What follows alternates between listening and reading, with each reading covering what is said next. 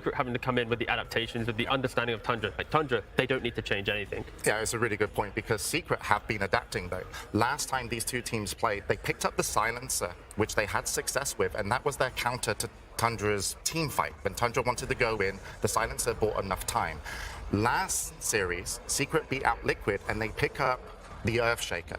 This is a great counter-initiator, also with the Beastmaster that had Raw, and they really allowed their carries to shine. Admittedly, we saw Puppy on the crazy... The carry Ench, but that felt like it was an evolved Secret. It felt like, I feel like this time they've got more in their arsenal to come up against Definitely. Tundra. It did look like they prepared for Liquid. What were Liquid good at? They were good at kind of losing the mid-game, but then clutching it at the end. Like the way Secret drafted as well, Morph and Sniper, they went late. They got that shaker that you were speaking of. Like they got that shaker to secure those late game team fights. But honestly, Puppy is angry. Like he picked that Ench first phase enchanters, 0 heals, leveled stats, just carried the game. Yeah, but it's the fact that we're talking about adaptation, but for Secret, it's not about finding new heroes. It's about going back to the heroes that they have had incredible careers on. You know, like with Puppy and Enchantress, he's got 148 games, 66% win rate in his entire career. And then you go to Nisha as well. He's in like top 5 morph players in the world for quantity of games, 78% win rate. Like you just, in these moments where you're at TI, you don't try and find new. You go back to the old that has found success. And I'm expecting to see these heroes pop up again in this grand finals. Yeah, we've seen like Chrysalis' Monkey King as well coming up again. Like I think he is a great story of someone who people, you know, doubted throughout the qualifiers. I think even his old teammate Fishman said it felt like Secret didn't believe in him, but now it does. It feels like that. It feels like you can see it in his play. You can see it in the drafting. Like they'll pick Rezo early and he'll clutch it all out, and you have these later picks for Chrysalis, and he is really showing up. Yeah, I mean, Chrysalis is showing up, but you've got to think about Tundra esports carry as well. Skidder, in his interview, he just said, this TI just feels right.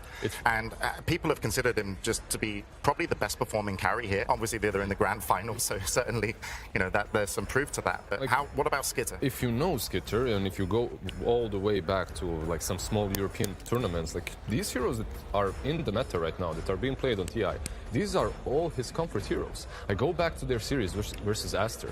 They win against Stark, then they pick it up themselves, and he goes like ultra kill godlike on it. Like all of the heroes like Slark, CK, Lifestealer, they fully fall into his comfort zone. The fact that you talk about Skidder being comfortable and like he thinks he's going to just be good in this TI, like that, getting a carry play in that mindset, having that confidence, and going, yeah, it just feels right. That's so scary for one. That's probably why they're also finding success, because they talk about the mental game in their pre-interview. The fact that they're in this good mind space and then they're undefeated. Oh, that is so scary. I mean, if you're going to beat someone in the grand finals, you need to be mentally there to be able to push your heroes to the limit with your team. And we did see that from Secret when they were chasing down Liquid in the final moments to close out round 3. So I think Secret are probably going to be, you know, on a high after that win coming into this. But Tundra should be feeling, I would say, confident. They did beat Secret earlier on. Calm and collected. That's how I describe it. And that's really the team. It's big for them. It's massive for them. AUI himself was saying that it was the mental game in Arlington that caused their loss, and they got a psychologist now. They're looking good. And looking at the mid players as well, one of the things about momentum is 9 playing mid. Like, how would we describe 9's play style? 9, the mid for Tundra Esports, he seems to move a lot. He gets involved. Is this like, am I wrong? No, you're right. You are super right. He's like an ultimate playmaker at the moment that comes with a ton of flair. I feel like that kind of mid laner is what you need to win the TI. Like, you need a maniac on the mid lane, like playing his tasks, just doing crazy stuff. I go back again to Thompson, to Monkey King Pagna mid lane, like just innovating, doing new stuff. That's what you need from your mid. Like, you need to get in their heads. Like, you need to pick Tusk first phase, and then they're thinking, oh, is this Tusk mid? Is it position 4? What's going to happen? And then they just throw it on mid, and it's like 9 getting in your head. And he's getting like 20 kills. Can you kind of stop Nisha though? Can you get into Nisha's head? Nisha, the mid lane for Secret. I mean, this guy, he seems so calm and collected, and he's got Puppy next to him. Did you see the Morphling game earlier in game 1 against Liquid? Him just like taking over the tough, snowballing into high ground, going for high ground pike, waveforming in, piking out. Like, yeah, Nisha right now, if he plays like he did in that first series, he is... Wait. You say right now, like in the first series. Sheep, when's the last time you saw Nisha underperform? Never? Go back to your calendar, yeah. I mean, Nisha is amazing, and so is Nine. I really respect Nine's thoughts on Dota. Like, he loves mid because he loves controlling the pace, he loves controlling the map, he likes having access to side lanes and making stuff happen. Like, Skitter was saying that him and Snaking are just like, Nine talks about his teammates and say how they're biggest nerds, and they all just love talking about Dota. Like, they just all bring so much to the table, like 33 bringing a lot of micro information, helping with item skill builds. It feels like everyone has something that helps each other, and you bring that to Nine on his mid, yeah, and he's just able to like make everyone's like strengths shine. The thorn in the side of some of these players, though, were often the soft support. Zayats was killing it in his last game on the Earthshaker. But he's also bringing the energy. And that's the key thing. When we see these little player shots going right now, Secret, they're the ones that Resolution, he has Zayats right there on camera. Like Rezo, he's joining in with the crowd. He's like doing the wave. Zayats during the game, he's standing up. He's hitting a fidget. He's like air punching to the enemy team. Like this team is energy. Tundra, on the other hand, calm. Like what, they literally, they win a fight, you hear the team cons of the true sight thing. Nice. just like Aoi said it would go. Yeah, exactly. Yes, Master Aoi, thank you. We shall win this for you. Like, they are just, it's polar opposites in energy between these two teams right now. Yeah, if you're Tundra, though, you don't need energy. You're winning every single game. Hey, they lost the map. Stay cool, stay calm. Exactly. All according to the plan. Yeah.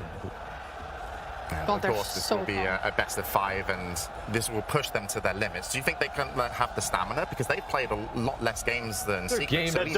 Come on. This, you know what? Go on.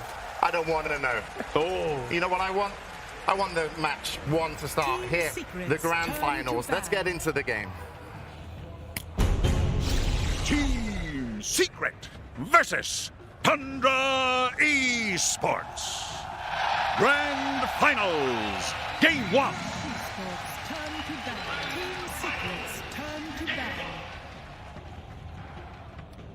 Thank you very much, James. Yes, we're here and we're ready live from Singapore for the Grand Finals of the International 11. Tundra up against Team Secret. I'm Only Pixel and I'll be joined for this draft by the one and only Seb, No-Tail and Fog.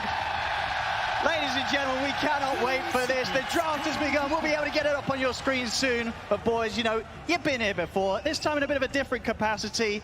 What do you have to say about these two teams, the roads that they've been on, and what you're expected to see today in these drafts? The best Dota you can get all year. This is going to be absolutely amazing. You know, as a Dota fan, I couldn't be more excited. This is the best time of the year, the best series of the year. So let's just bring it on. Top of the crop, as they say. Let's get 5 games. Let's just get the 5 games. Yeah, no, it's exciting. I mean, the first bans went away, like they went straight ahead with the Doom and the Brood that they did also last time. And this time the Lesh went through. It's already a big change. Lesh has been banned against Secret in every single game so far. Yeah. Like during this weekend, playoff weekend. So now they're no letting surprise. it through. They're letting you through with an idea, right? Yeah. Tundra has decided to play against the very, very scary Secret Lesh. Nisha has been incredible on the hero. Rezo has been also doing, you know, great games on it. So yeah, very, very big statement already from Tundra. It's like, we're ready to break your best hero. It's going really fast already. I really hope that it slows down a bit for the second phase bans, because I wanted to mention Neta's hero is in first phase this time around. Quite often they end up with a Visage or a Doom or whatever they can get their hands on. I thought that yesterday in the third game they should have banned the Enigma second phase, and they ended up not. And I think now they beat their Visage. If they ban the Enigma and kind of coerce him into the Visage pick again and have a strong idea, beat it one more time, I think they can set themselves up for like an advantage for the rest of the series. Seems like a pretty solid approach that a lot of teams have been taking, right? Try to limit 33 if he's not opened up with, as we see, the Doom, the Brood, try to force him into something. Yeah, right.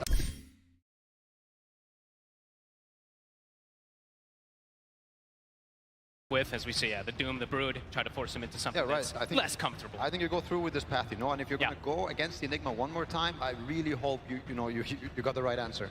Because it seems to be one of the strongest heroes, like first item, Wraith Pack kind of hero in this meta. I'm glad you brought it up too, because I think Pano was also mentioning there is a different dynamic between both teams, right?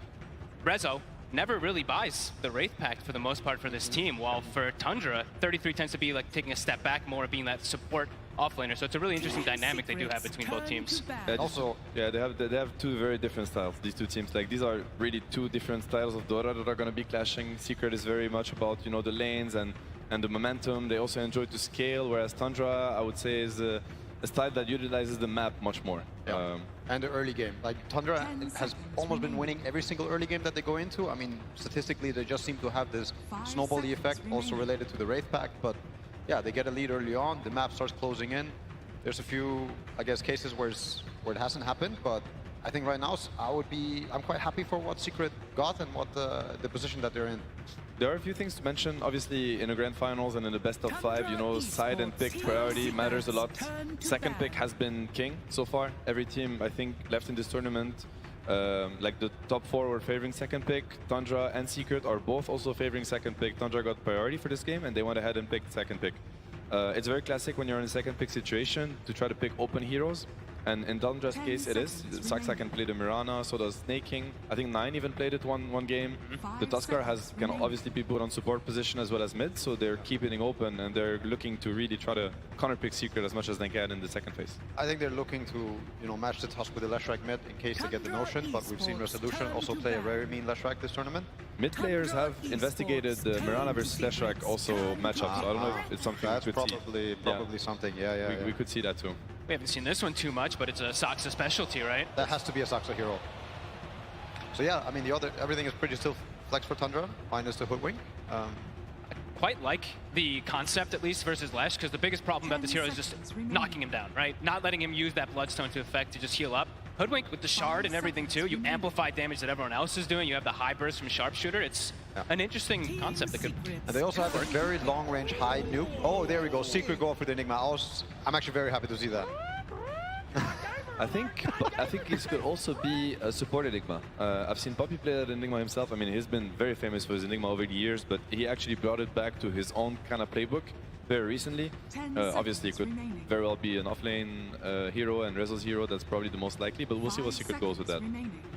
Yeah, really interesting. Because that also could probably be the Wraith Pact carrier as well, too, for Secret. So maybe now they're starting to switch their dynamic a little bit to match Tundra. Definitely. And yeah, I think this is one of the few drafts where 33 has been really set up for success. Usually they kind of throw him under the bus. I mean, you know, when it's 33, it's not really throwing him under the bus. He strives under, you know, with any hero in any situation. But right now he's gonna get a late pick, you know, either 18 pick, like after this sequence from Secret, or actually the ultimate last pick maybe for Tundra. So, you know, we're looking to see 33 in a very favorable situation, which is always scary to play against. Yeah, it's been 7 out of 9 games where his hero got first phase. Yeah. The last 9. So here he gets a delicious second phase. I'm curious to see what it's going to be.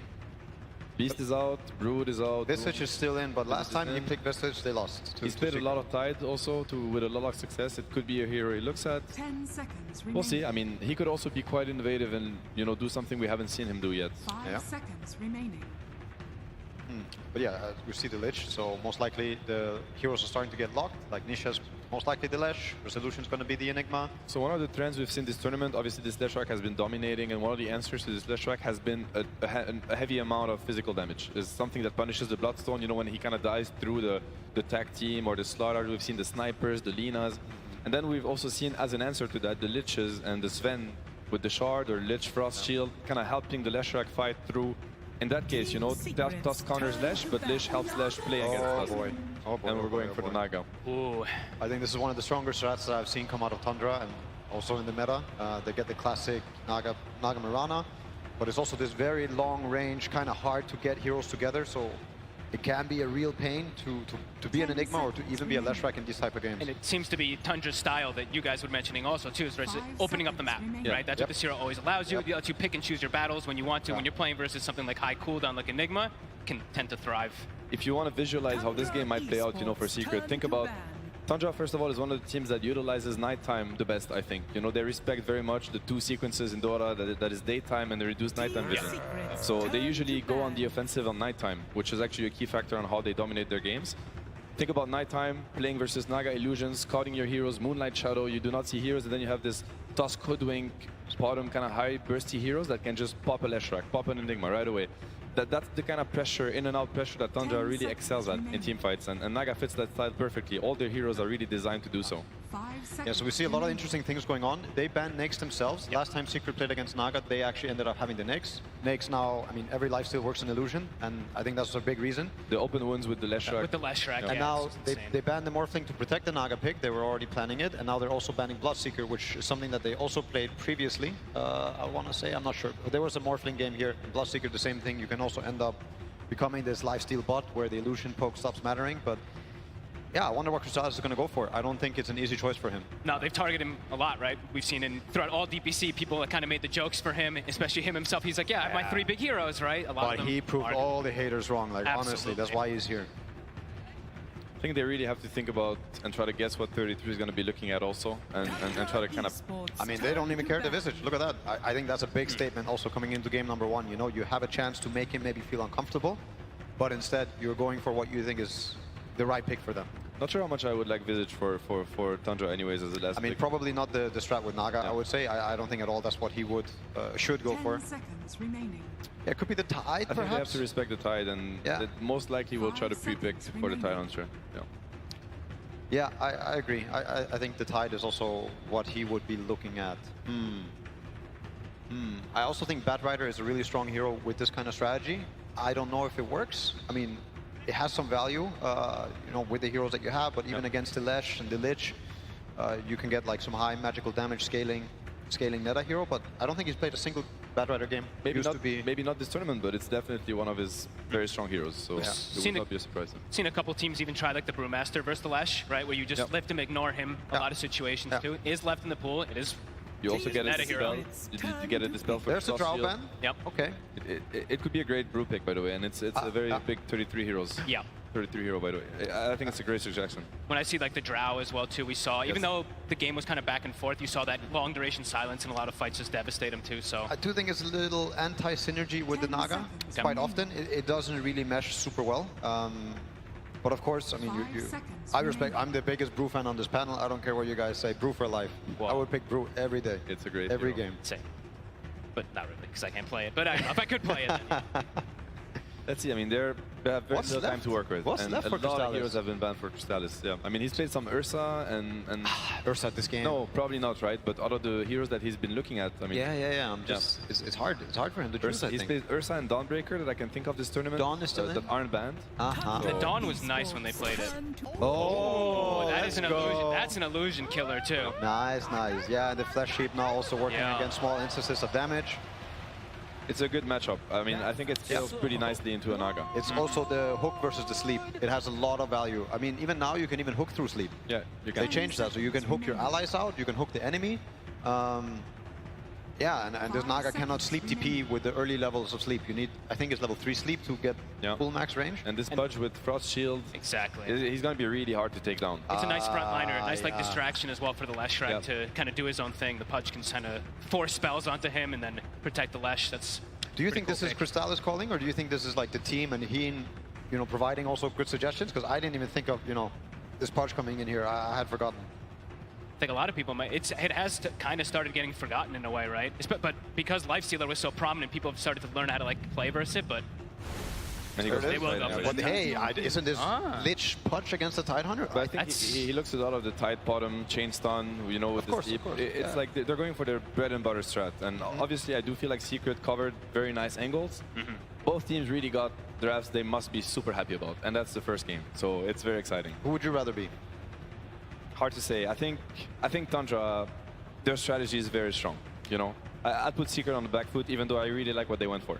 So I believe that this is just too good of a Lesh game. I think Lesh is going to pace on them, and I think it's going to force them into these early fights. And with the early game that I see Secret having, I would have to go with Secret draft to draft, even though I'm also the biggest Naga lover on this panel. Like, I think Naga is an incredible hero. I think if it goes past a certain point, I think Naga is going to start being too much of an issue. But I think Secret's going to roll on them. And Fogger, yourself, I mean, that first pick sort of still standing strong as these two have sort of said. And Nisha, he's sort of been the one to stand out and kind of single-handedly carry Secret through some of the tougher games. Is this going to be another one of them, or do you think Tundra do have the methods to deal with this Lesh. I'm with my boy Johan, I think, this time. I like the Lesh Pudge versus the Illusion strat. I think it's going to be pretty hard for Skeeter, but maybe 9. You know, his Tusk has been miraculous in some games, so eyes on him. I hope this game doesn't go on for Secret's case. If not, I think we're going to see another repeat of yesterday's game. Long game, Naga doing his thing. Slowly, people start getting picked off. You get forced into your base. Yeah, I mean, Secret, they're going to have to bring the same early game that they did yesterday and, you know, keep the ball rolling. Sure, and Seb, do you sort of also agree, and so that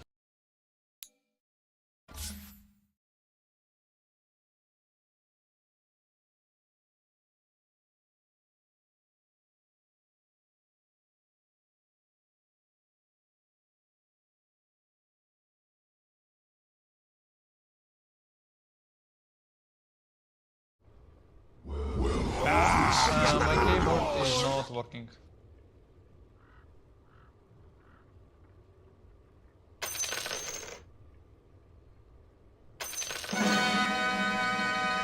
You look ravaged.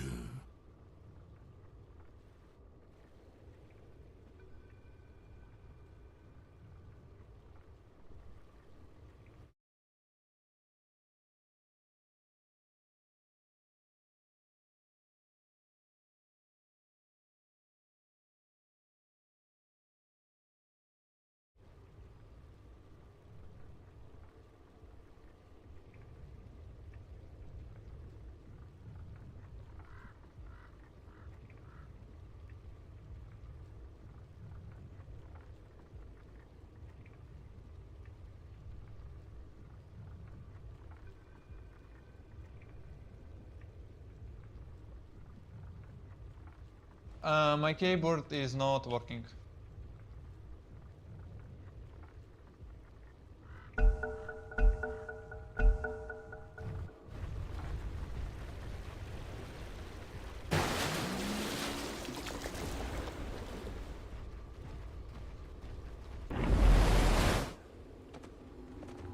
action. We've got a very little special video here from Resolution, a bit of a pep talk for this game, but let's see what he had to say.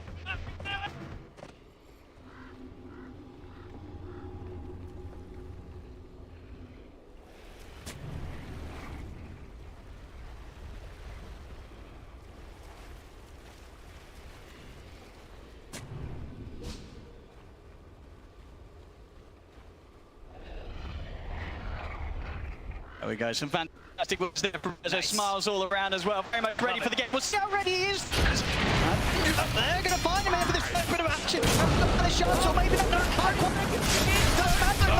He's going to get hooked underneath the tower. The first kill, get first blood for Saxa. But in return, Nisha will be able to kill on 9 off the back of the excellent hook for Crystallis. But Nisha, as you mentioned, he gets the kill. We'll get that earlier bottle for matchup mid. And explains how they're going to be broken down, right? Got the snaking. He's been playing this Mirana time and time again throughout this tournament. 4 branches, strong laning items, and we've got this 30 through tide with socks on his hoodwink. Something they haven't played too much as of late, but they used to play a lot. Get a hook onto be just fine. And yeah, lots of physical damage coming out from this bottom lane. Something that I think can be something set. I mean, look at the Nisha's kind of interested in getting involved in a bit of a chase there. But won't continue to take any more attention away from mid lane, or just be left to Crystal and Puppy to chase that down a little bit. So let's, of course, be careful himself. We'll see them here into the end stage. Yeah, you know, we're going to talk about as well. Out of the game, you sort of like that approach. Game 1 of the OP. You can deal with it. You've got many games to recover if it doesn't go great. You know, something that people always talk about with Puppy, right? What he does, he gives team heroes. If he beats it, then oh my god, you know, you can break team strategy. So I think it's a really cool switch. And these lanes now, first to time, first to win. Both of the bottom heroes starting with bringing up protection to deal with that physical damage. To try to think, because sometimes as we mentioned, can be a bit deceptive. To look at some of these lanes. I mean, overall, who do you have the biggest concerns for? Anybody have a specifically tough time these minutes? I'm looking at bottom, to be honest. I mean, it depends on how much damage they're able to do with this, like, Gush, this Acorn shot, but it's a lot of magical burst that could sometimes trip up a tide. So it's pretty easy to hold up with it. They are pretty limited in regen also. But it could be, you know, the Tundra approach, having many tangles, they like their goes a lot. this lane match in particular. You know, of course, Nine, one of the fantastic players to just continue to bring these heroes. Nobody else will reconsider playing mid. It's a cool once again on one of the grand finals. Oh, yeah, you've got to imagine on paper, this is not going to be too easy to touch, right? He's got to be careful, Nisha. I think just because of that kill, and Nisha gets, you know, the bottle coming in so early. Otherwise, I've seen this touch pretty decent in a matchup for his range. Nisha, he's going to block. So Plus is going to be okay. And cooled out from Saxer and 30. So no further chase. Fair bit of a harass, keeping Crystallis pressure underneath the tower. It's getting easier to get the frost shield, most of what they now do have, so a lot of that physical damage resistance for Crystallis. We've seen so many times Tundra, this off lane, these two, they're special together. Even matchups think they can't win, they sometimes end up just doing some type of crazy lane shenanigans and coming out ahead of it, so let's see if they adapt. I mean, what are some of the things that they do well, the companies that they, countless times, they are the duo that's just winning out this lane? It just feels like they always know how to trade a little better. They either just lane full shenanigans with re-manipulating where the lane positioning is. So it's a potential thing. Top also a bit of trouble. That's happened versus these Enigmas. The Eidolon's building up. I mean, that bottom really, it's very much it's a case of, how much do 100 and put that on. Yeah, before Crystal suddenly getting bumped up and able to turn around, has to be very, very careful how close he gets to the pudge. Put the top lane so far. Any sort of surprise here? No, not so much. I mean, the Eidolon spam continues to happen whenever you're playing those carries. He's affecting you a little bit, but Skeeter, he's holding his own. Him threat constantly through the early point in net. Aaron, nothing looking for. Rezo, he's got the Eidolon. A lot of ways to protect and block arrow combos and stuff like that with the summons. Yeah, and all in all, in terms of the how good the game is for the Enigma, how good is it for him? Is it going to be easy for him to have him the black, or is it going to be one of those games where it's kind of everything else about the hero that's going to have its strengths? I feel like that tends to be the story of the Enigma a lot. Look, this item that he's got queued up. You know, we did mention the Wraith comparison. He's going to go for the black hole plays and just play around his Malefice and stuns from a distance. Absolutely, it's something that we're going to be very, very happy to see. Yeah, none of this sort of Wraith pack rubbish. We want the action, we want the black holes. Hey, if you look at the way the line can go at the point, there is going to be that lack of disable, of course, for the Enigma. Sure, they're going to sleep and reset these kind of fights that we see a lot of times. We see a lot of teams do with Naga Siren, but could points where you have to take these fights. Oh, he lands it! Lovely little angle there for the blasters. What a slow Saxon down, but because the Tsar pushed, now his will be tanked up by the wave, so Saxon's able to walk out. And Chris, so far, I don't think he missed a hook really. Every one of them on point, so I don't want to get those down the road. But 33 is free farming, so something that we were taking a look at, they've actually been able to solidify for this pretty nicely with Sox's harassment. And Chris is just staying kind of low, which is a bit scary. Could be getting got him. I love that coming out to him, so likely to consistently position ourselves. Trying to get a grip towards the puck.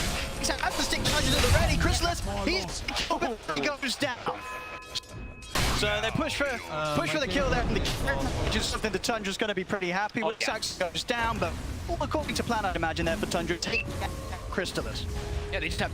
There's just such an interesting approach that they do. Even the Blades have picked up early on 33. Not going for any tank items. This is a fighting build.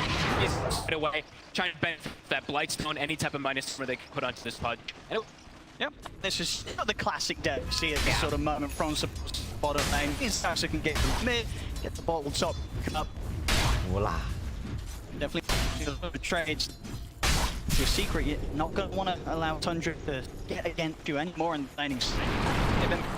Make the calls, get the kills. And to chase. Catch on bottom though. To the aggression on these side lanes. Yeah. Crystal trying his best to, especially when it's 33 that's the one that's up and not point where Puck has enough damage to kind of bring down the tide. Let's overthrow them. Back up in the top. Uncle King. Moving over one-on-one. Top in the got a amount of try and run down 9. Stick charges there for 9 far enough under the tower to survive, but back in the that King will win the battle of sports. That's that. He's got the working. Very low around this mid lane. There's a sack to come try and help out instead of he's got a bottle charge and a verifier. fire. It's not alive though. Nine attacked. Taken down. Daxa coming out with top moves already from his occasional death bottom, helping out the mid, and one of them being around the mid, around these power runes to get that extra bit of power of 90s to get a kill. Now look bottom, that physical damage. And they're going to push back up his Daxa. He's in every single bit of the place that need him to be, and it's a big hit, of course, with that 3 points in Anchor's map and the blaze of attack on top of the face, but that's a hefty right click coming out from third off the back of the Anchor snatch, and I mean, it's good looking, it's looking kind of spooky for him. He's all over the place and he's making big moves. And it's to like Secret did the preparation, right? They had to bring a protection to kind of try to protect versus physical. They had the frost shield, it's not enough. It's build 30, going for that more than rushing it.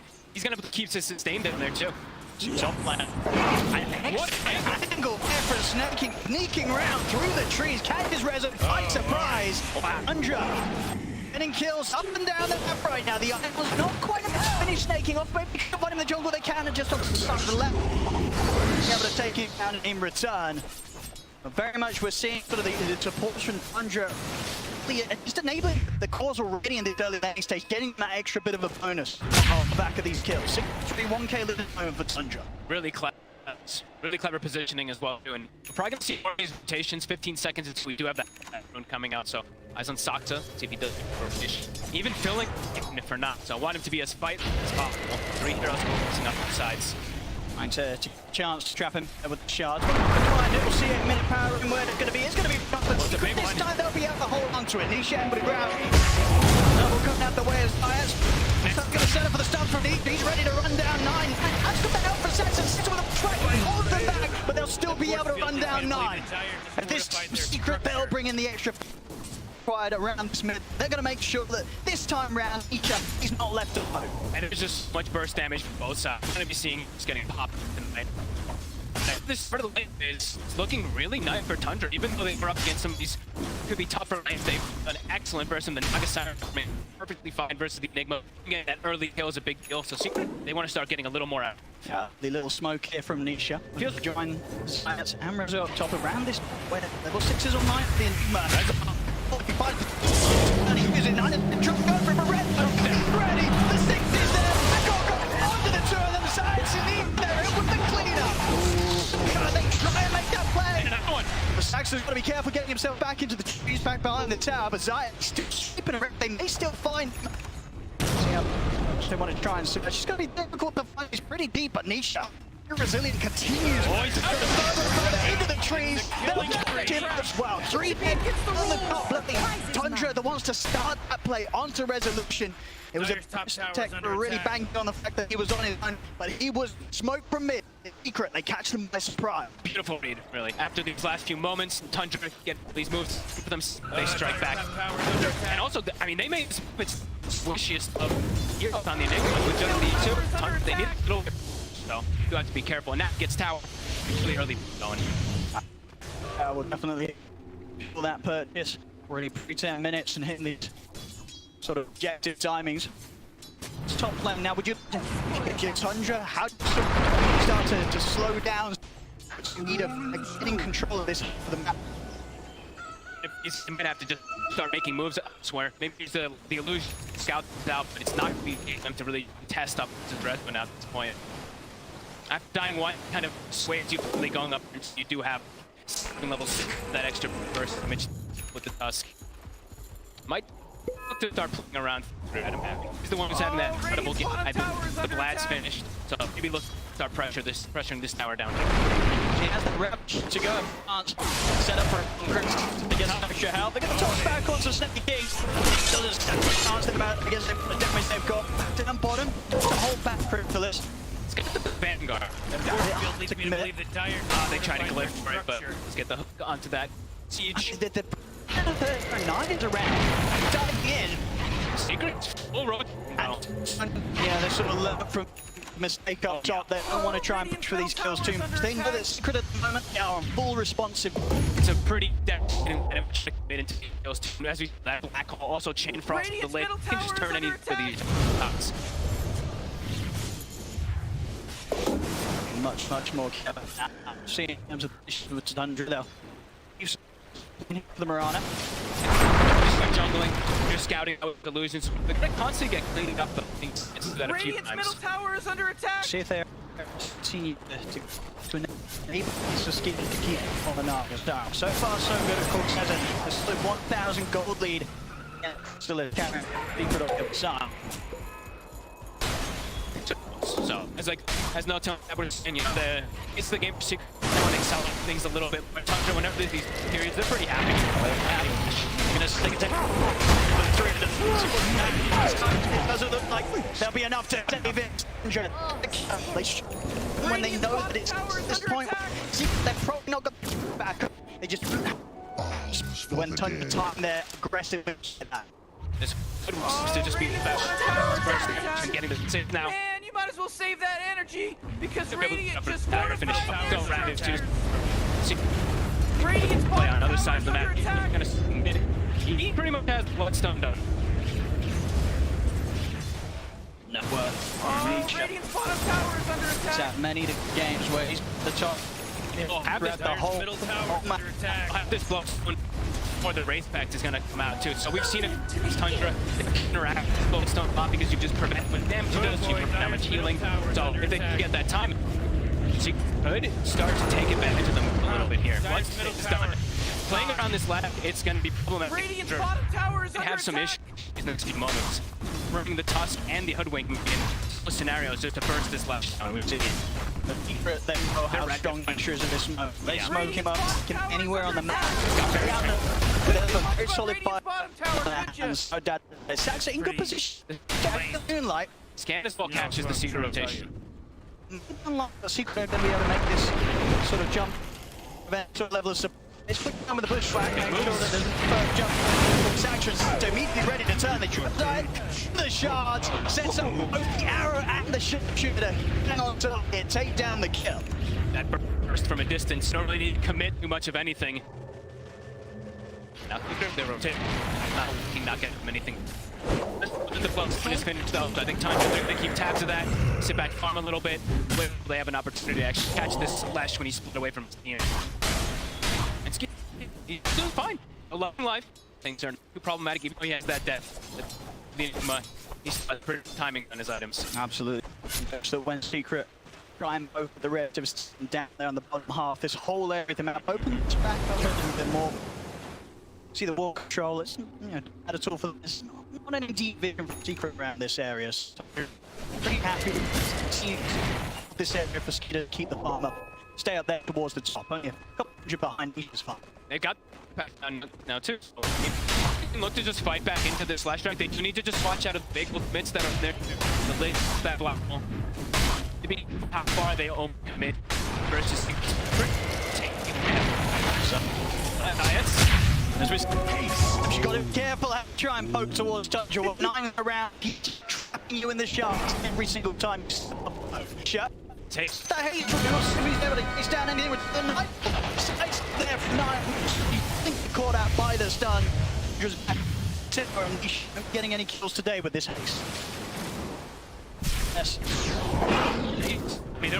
I mean, they know that the haste is about to come to an end. Yeah, some excellent dodges from both sides here. Make sure the arrow doesn't catch me by surprise. Tiger's middle tower under attack. More there for some damage. They need to go for those chain stun to try to get Nisha. Very tanky, 1800 AP with the Bloodstone. Things for Tundra. If they try and play with arrow deeper, they'll be ready to just some in the middle. Nisha.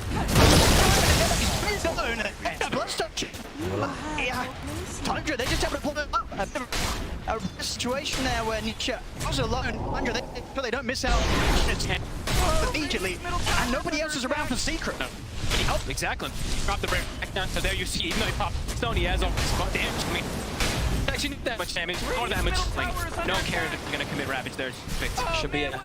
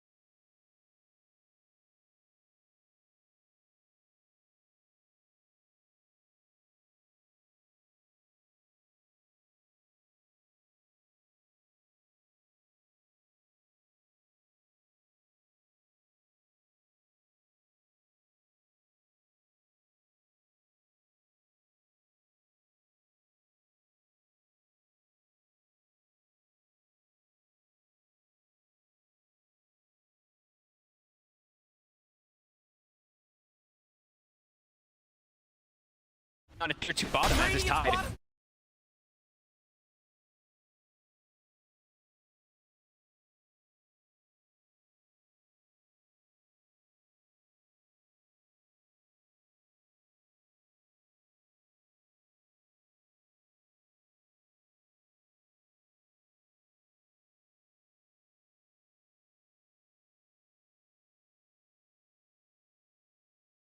Even even too, Tundra map beautifully. And yeah, they built it. They got that start early on Foxes. Well, that burst damage we were talking about, they're gonna have so much of it to take out, to take it, to tank attack.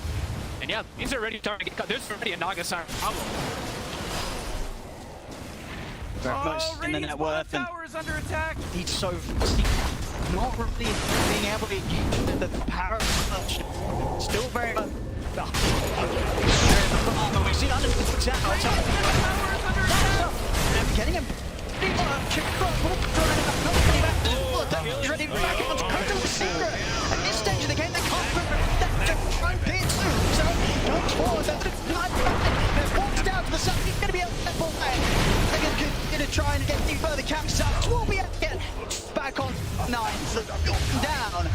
But very much, it's such a drop here as we're seeing Crystallis and tier 2. Secret, the rest of us pretty close by. Couldn't help it.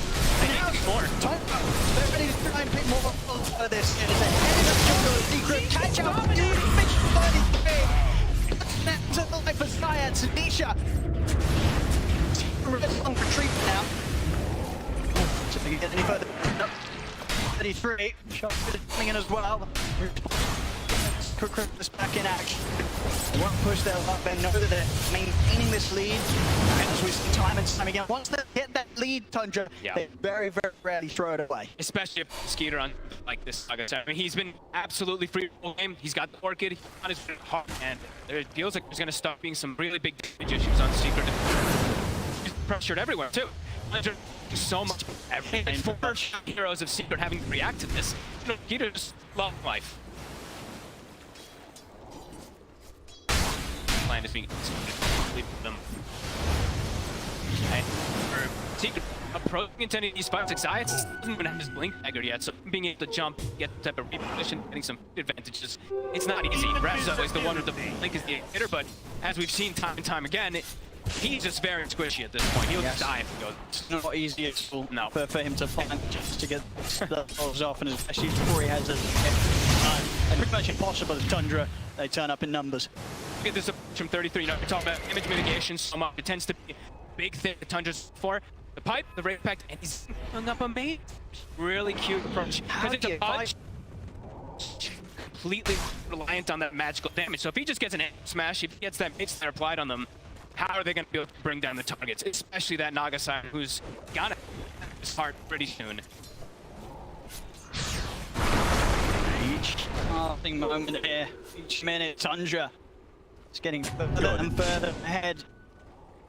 Very much in the control they have on the game this early on as well. 22 minutes in, 8k lead. Yep. 9. You got the Orchid coming. It's an illusion route. He'll be alright. Yeah, they also have 9 who's going to be going for his standard. But still, he's straight physical damage burn. So they have every them here to be able to take down, just focus our lash, reduce their damage, and take objective. That's the other too. Can allow them to get a little bit easier and those patterns. It really much is a case of, even through that stone heal, Tundra, they will kill that shit so quickly. The Secret response, it has to be with their counter initiation in terms of black holes and Radiant's top tower is under attack. 22 minutes and only 2 flash heaps. It's never a position you want to be on the touch. Crystallis, he's got Ags done. Let's see if he's going to do it. Into Warp 33, this is not yeah. Very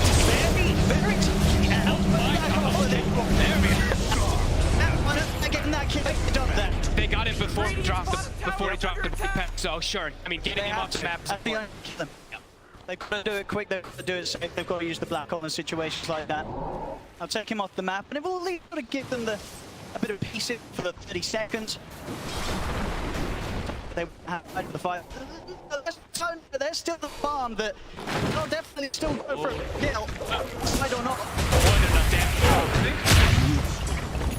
is. Knockout. And Deso stats for 9. Lotus done as well for Nisha, so a bit of an angle that he can try and prepare him for the fight. Even shot not being enough. Some of the targeted abilities from Tundra. But to protect him also, if there's like a spot, he can get inside the snowball. They play it a little bit perfect. Good work. Spell the boomerang, but buff that is. Amplifies both. Nisha. This one is so scary, sure. Unless they could be sure. And they will get back. He hits the Close to taking the occasional 9 before she doesn't do anything to save him. That's what frees Secret there with the song. Good catch on 9 there. Secret coming in with some level of response now to the move. Definitely not as smooth setting it has been for the last 10 minutes. Secret have to slow it down a little, bit by bit. Yeah, they have the blink on the tiny, so actual initiator rather than just forcing Ratho to be that one to jump with. Loaded to the gills. Sells back on the map. Every time they kill one of those, it feels pretty good, at least for Secret, but Tundra doesn't seem like they care too much. It's just the Naga He doesn't care if he sees here a teammate die every now and then, wants to minute just one off on their own. As long as he's not hitting the creeps, he is happy. It's up in the worth and a deep this. You can see Skia. Him, his illusions, it's not going to be easy to deal with. The same way to deal with it in terms of the Pudge and the Leshrac. We know they can kill these heroes. They need to turn to him. Look at what's Chris. Skia, he's ready to come in. As they go right on top of him. Nisha will turn for the pipe. Whatever. Make any moving tides. Giving Crystal a down. He's ready to ult right up. He tipped him as well, guys. Watch out, look at the top back. Chain from it. I'm getting 9 pretty able to get the time. Ravage there for 33 and short. The Knight's got the space to step back.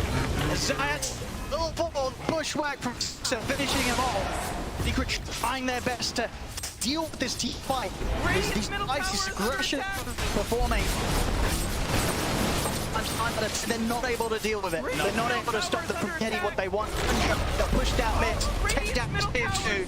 Everything just being ticked off the list here. But whoa, nice. This Skeeter Naga's too firm. Shows up to the fight, so oh my god, we do not have enough damage to go through 3,000 HP. Pack, and it's into pipe. And also, we saw the point out. He is going to be going back for the Mage Slayer. As mentioned, he was queuing up Blink at the moment, but yeah, looking for all that damage mitigation, making sure that Skeeter will probably never go down unless he gets caught by absolutely anything. So, next few moments, go for them to look for fights. Multiple Blink daggers. Even Puppey gets a Blink. They need any type of follow-up. They need the first, right? Catch 2 heroes in the black hole is absolutely everything. That's way on resolution. It's incredible. Rezo's confused the black hole. Just Nate throwing the stone down. They're 17 by Puppey going down. He's dominating now. He's dominating. They'll lose Snake, but they get to once again. Through it should be almost impossible to Secret fight into. Up position to use Black Hole. Beat all these stuns into song. I mean, you're right, Rezo. Getting close. He bought the shard, he bought the lens, so he has delayed it quite some time. And 100 now, they probably like, okay, well, no, we look straight through. Indeed, they know there's going to be no chance of Secret heading out to this area. And they kill it fast with Riptide, with Deso, Gush. See all of them. That's the Orchid. Secret are reacting though. And is the fight going here. It's not easy. There's no black water reluctant. There's still straight in the front. Chris as he walks for. Sambung's going to be there for now. Gets some nation. Takes down Giant Chris. Is trying to grab everything. Met for back to 60. Rock's going to pull it low. Chris is also coming back for back. It's 33. He's trying to finish. Puppey and he's stepping up to the well. But 9 heads his tail. They get grabbing up the dead Giant. So dropping up in. Steal the agent. Secret take the agent quickly out of the hands of 9. Secret, they're getting chased back away from the pit. Very much felt like a bit of the last ditch from Secret to try and stop Tundra, but they couldn't take the fight around the fish, and it's dead. 9 continuing to chase. Puppet and Blink out just time. It's fortunate that he has that item there. It's wild how much damage is reduced. In most situations, if there's not a they were so clumped up, they just still didn't start. Look how much. I'm saying only because when we've seen these matches on these lashes, when they're on targets, 3 inside that, you would probably see some 10,000 worth of damage. But look at this. The damage mitigation completely protecting everybody there. Under attack. Secret, they had to go all in to make a move like this. Certainly do. They go straight into the pit, of course. Having to try and fight, Rezo does have his back hole back up. Look at the micro too, right? The Wraith Pact. Look, he pops it and sends it up north, kind of hide it away from every. So Secret panicking, kill this thing, and meanwhile they're all just dropping lower and lower. Yeah. Great plays from 9. There's full initially to dodge the chain frost of this, and then snowball to guarantee Roshan. Full plays to Tundra. Essence of the team play. Seeming unbelievable so far in this game. 180k lead. And it's also, you know, up until that exact Misha ammo too. Up in mid, the connection. Bloodstone here, look, sort of the safety of Sambung, but it's only going to tear him far away from the safety of even teammates of Nietzsche. Coming in slowly, but Poppy at 12 to 4. Science caught out by the net. It's going to be 3 dead on Secret. We'll see how much further they want to play this one. It's grand finals after all. This game 1, it just looks very to what Tundra's doing right. And it versus that Lash. He gave the Lash. He had an idea that it's working beautifully. Just fortified their structures. Full control of the game. 33. You know, how he ended it at the end there. Thinking about how important the tide is, how good he on this hero, and we're seeing it 4-1 even without the Ravage, we see the effects he's able to do from start to finish this game. Barracks are getting rummaged over. Tundra. Seen many times before in the games they play. When they have sort of lead, they're ever so careful not to allow any opportunity for it to slip away from them. So they're back off from the push for now. Interesting to point out also, Skeeter did buy the shard, so feels like really understanding this. They made the damage. It's heal for 40%. They're reducing the damage that's coming out from the Pudge and Lash. So how are they killing these big beefy targets? They have to catch them. But as we've seen, it's very few situations where Tundra, especially at this moment of the game, they sort of fall back into positions that allow them to keep caught one by one. Always playing around each other perfect. Trying to but he has the Ravage. And now there's the jump up, and Nigel takes him out. Rezo, he has the back of the 2 of them, but 2 they have the damage. Chain for South Weekend. It was a nice 2-man. Black hole, but there wasn't any follow-up, but now Tundra looks like once again destiny up for the clean-up. They've got the catch on to this jump. Gets the tree. Aaron for Stepke keeps it down.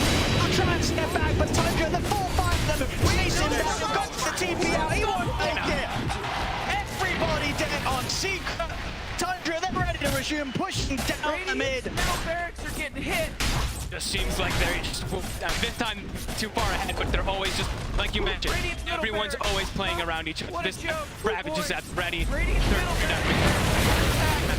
And now they're all health because Skeeter popped the song and heals them up. Oh, Radiant's bottom tower. Actually, I think far. Radiant's middle. That one more fight for Secret. Again, will be lacking the big ultimates. Black hole, of course, used by Rezo there in an attempt to get something going, but really with the BKBs, the 100 out of it off beforehand, then there's absolutely no chance of Secret killing these calls. 30k gold. Pretty much coming out now. Radiant's top tower is under attack. This is just, it's a position where we've really seen the team be able to turn things around and against Tundra in particular. Tundra gets sort of lead again. It very much is over. Yeah. Something incredible happens. Especially when they have this Naga Siren, really. They look to be amazing. These illusion counters in particular for Skeeter. His CK, his Naga, has been a pleasure to watch. Secret, they tried to set that pace early game, but almost in this game today, actually have a lead. Gold is always actually pretty much in favor of Tundra. Tundra, not on top, and you can feel it. They're ready to go for the finisher here. Blinking in. All right, walk down there. Trying to catch the creep wave for some. Get some of the distraction, you know, to the push. Decent time. The wave throwing it up.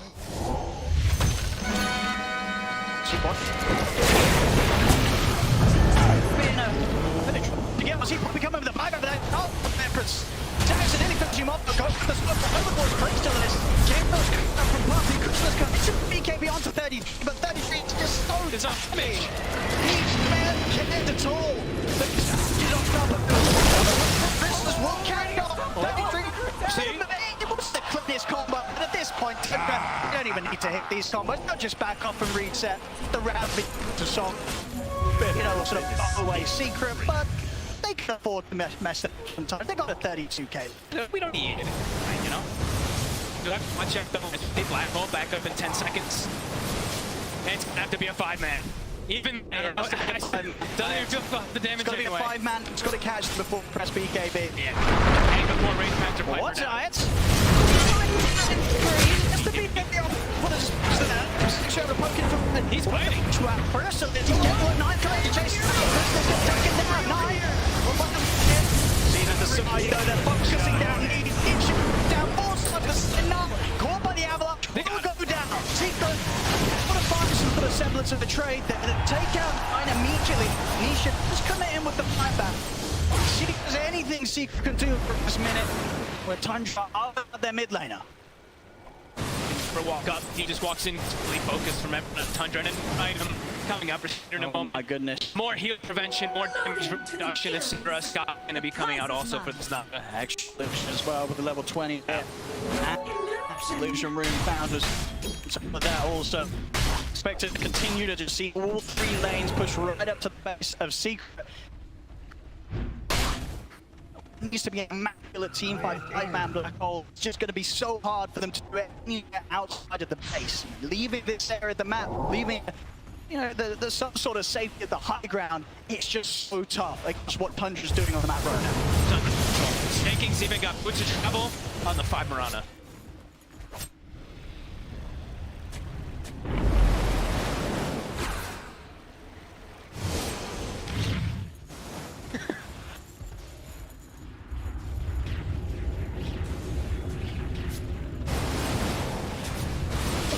We go very much. You can see Secret.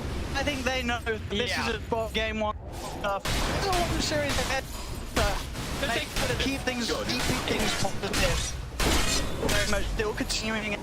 Give it their all smoked up here. Zayas resolution. I think most people find, you know, you be like kind of laughing in these type of games. Oh,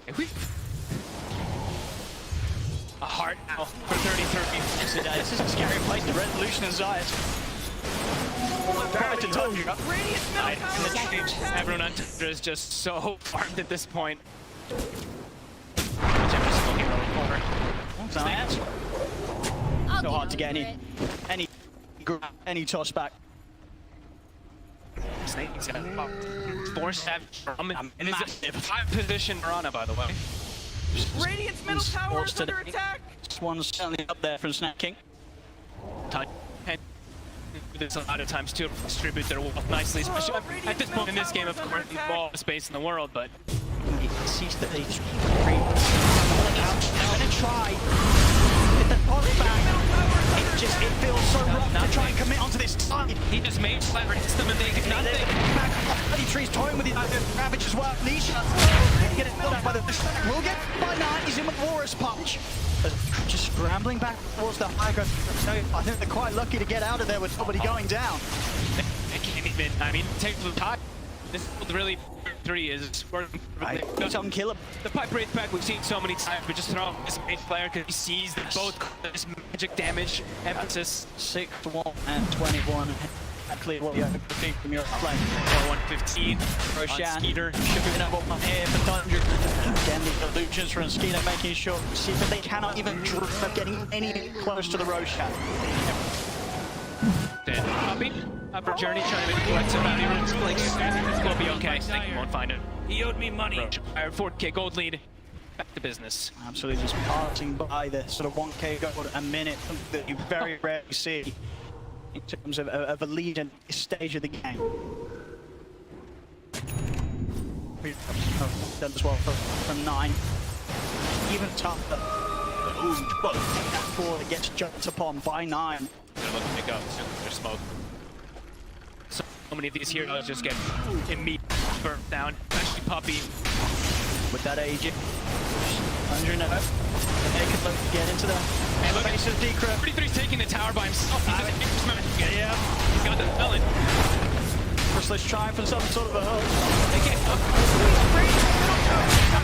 For a top. 9 in response immediately on the no buyback for him. Upon the BKB, got to use it to step back. Some sort of distance between him and the rest of the team is trying to stand his ground up there. 3 on 9. Simple snowball. Over on Chibret. No, gonna go for the black hole. There's some distance there. I mean, black hole. Through the BKB. Red is out. Won't have a buyback, but even if they do so, won't have a black hole to use. They'll continue this push up towards the top left. Taking down this set of power. See what's going to go full through. Tundra gets something close to the not making any mistake. 33 pops the rabbit. Catches out from Chrysalis. Getting low. He might just be able to reset this time. He's over the water factor. But keeping himself alive now with the lungs of it. 33 is getting on top of it. No one else able to get Nisha out. He's out for 100 seconds. The tier 4 to go in. GG is called. And Tundra, they take this in one. And my goodness, they take this game on. This was not close. Tundra, it was complete control. I mean, it felt like after 10 minutes, Secret didn't have a chance at all in this one point. It felt like even from inside rotation, Saksa kind of put up pressure on Nisha. This was a miraculous game, really, from setting the tempo super early on with Naga Siren Draft. When you're able to kind of get this type of lead early on, and you have a Naga, and you start realizing, hey, reverse the only magic damage, my Tide can just completely counteract it, you know. And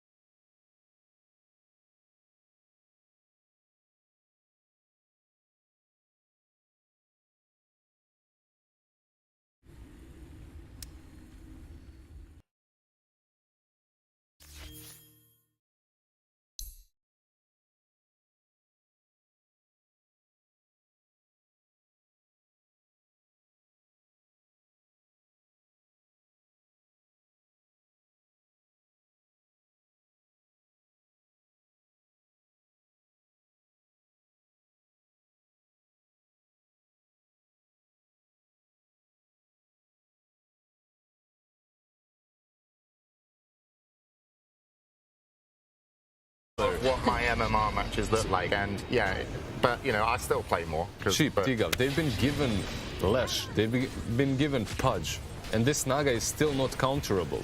In the last series, they've been given Magnus, Monkey King. Like, you've been given these Empower heroes. Ember, I believe, was in that one as well. Like, you have just so much AoE damage to deal with these illusions. It just does not work. Lash, however, they proved it here, right, T? It can be countered. It can be countered. I think right now for Secret, after this first game, it's identifying the fact that Tundra, they are this team that when they get into an aggressive position, they're going to hold it against you. Like this lineup from Secret, if you get out ahead in the laning phase, sure, you have the AoE damage from a Pudge and a Less, right? You can deal with the Naga Siren. But when you lose your early game, and Tundra is the best team in the world at just choking out, playing aggressive, not allowing you to cross the river and make any plays. And on top of that, 33, I know we've kind of touched on it lightly, his itemization, he's identified the fact that if he gets a Pipe, a Wraith Pact, even a Mage Slayer, I think Noctville tweeted that is like the 5th time a Tide Hunter has ever picked up Mage Slayer on this hero. Like, he can just stand up front. So now at Secret, if they ever find the Tide, you can't kill him. If you then find anyone else, you're going to get a Naga song. Like, it was just exceptional gameplay from them. But yeah, I think the Leshrac is the key story right now for this one. Well, I think we need to know more about Leshrac. T? Oh, yay. Because will we see it again? Oh, I mean, tell us more. Oh, tell us more. Well, of course. So Team Secret coming into this tournament, or at least into the playoffs, they'd beaten PSG twice in a row with the Leshrac. They had beaten Thunder Awaken twice in a row with the Leshrac. They were one of the best Leshrac teams in the tournament, but this game here is the first loss for Nisha on Leshrac, going now 4-1. Don't forget Tundra, they've not played any Leshrac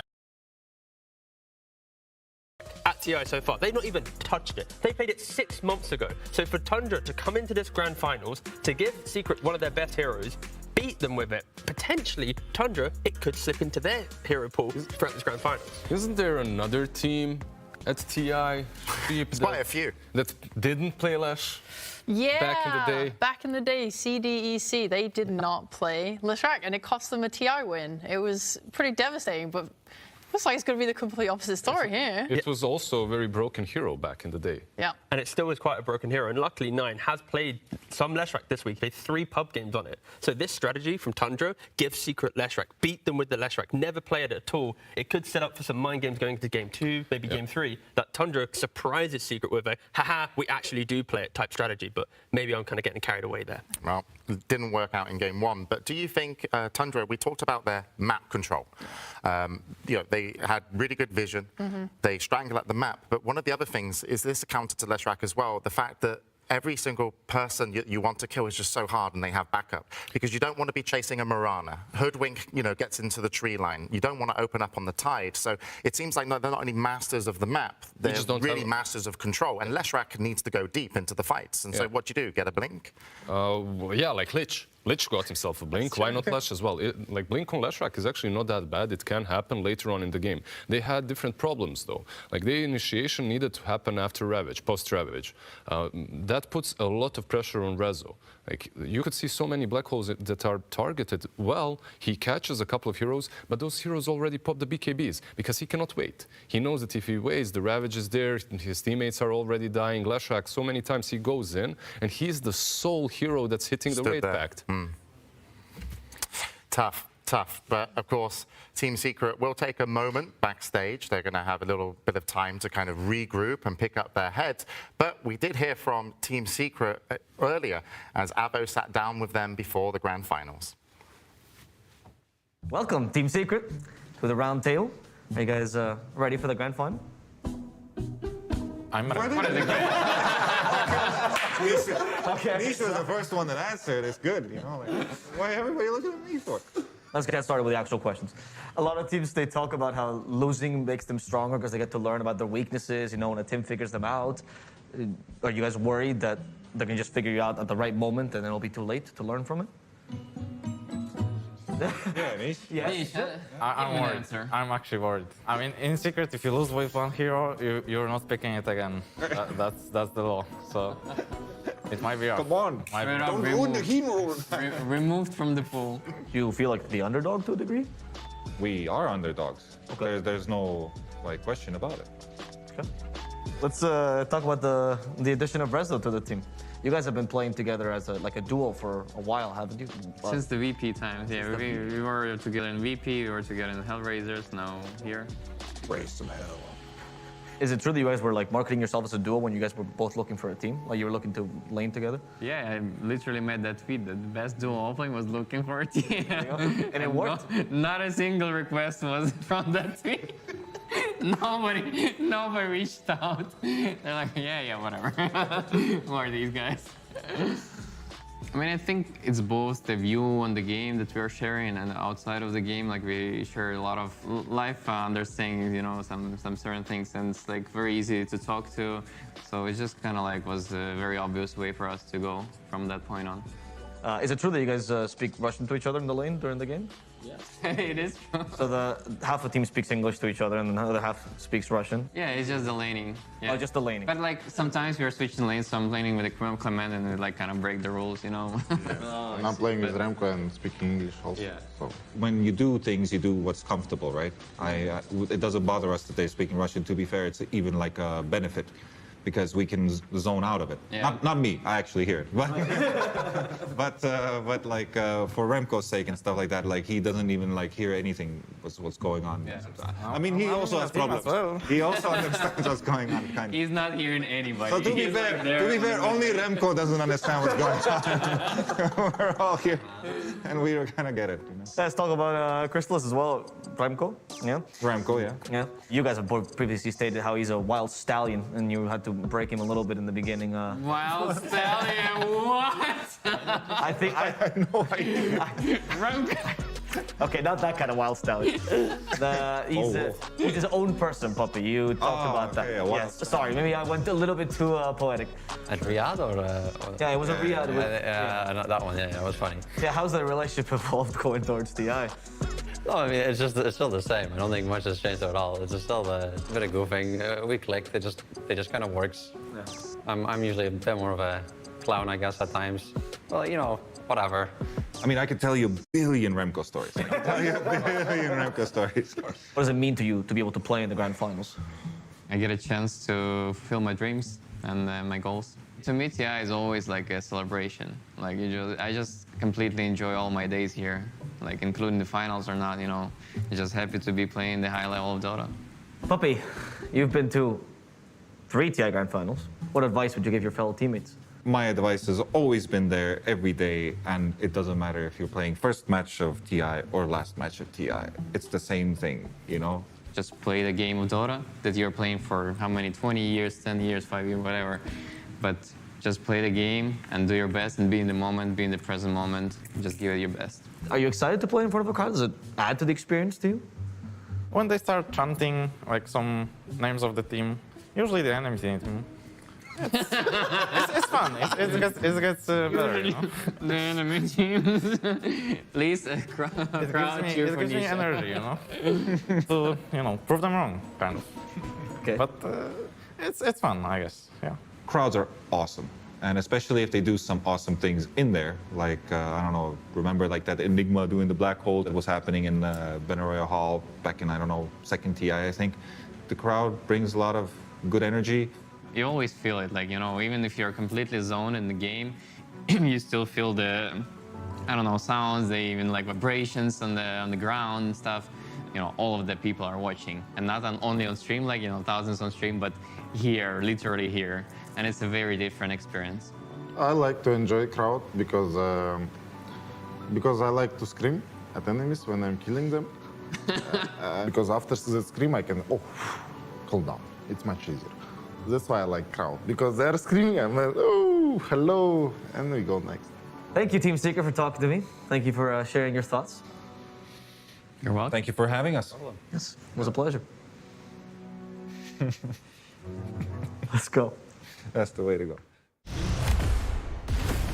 Welcome back to the panel. Yes, I was a bit concerned for Secret coming off of game 1, of course, and how they kind of looked, but actually kind of seeing that video feel really wholesome. I think like this is a team that actually get on so well and could definitely come back. And the talks of the crowd being amazing and how Zayat wants them, and Singapore has been amazing this tournament. But any takeaways from the interview? We heard more words from Nisha in that one interview than we did in the entirety of the DPC season. So I think that was the best content piece that I've watched from Secret. I know, right? Doing my research for TI, I was just like, Nisha. There's nothing. Moving on. What was his comment? It was, in Secret, if we lose with a hero, we don't pick it again. Yeah. So that whole Leshrac piece that we did earlier, you can just ignore this kind of Leshrac That's also piece. very interesting, because that's not usually how Secret was, how Puppy is. Like, if you remember back in the day, he was known as that stubborn captain. If he picks a hero, he's going to stick with it no matter what, if he thinks that it's good. Yeah, and I remember actually talking to Dendi, and he was like, I play what Puppy tells me to. You know, even if I don't think, you know, it's okay, Puppy says, I have to do. But let's check in as we wait for the second game to get ready. Let's check into the arena with Slacks. Yes, hello, hello. Hello, hello, hello. We are still here in the crowd for Grand Finals Day. We still awake, crowd?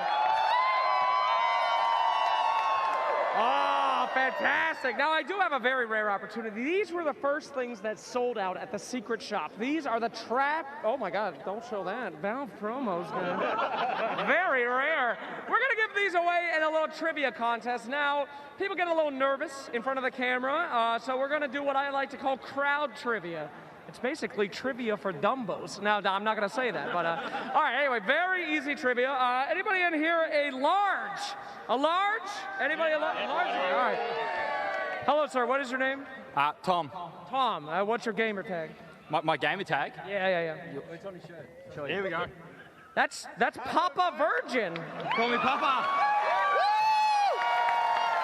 All right, well, that ain't changing anytime soon. Trivia question for you, my friend. All right. This is very hard. What team is Heen associated with?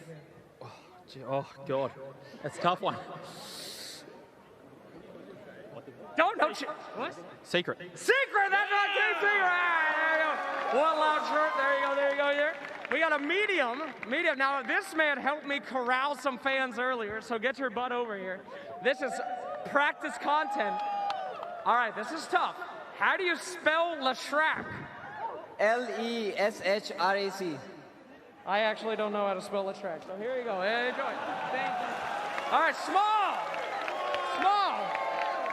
Hello, sir. You look trustworthy. How are you doing? I'm doing very good. Fantastic. All right, sir. I haven't really thought of a question. Okay. Who's your favorite caster, OD or Fog? Now, there is a correct answer. They're right there next to us. OD or Fog? There's only one, sir. Fog! Wow!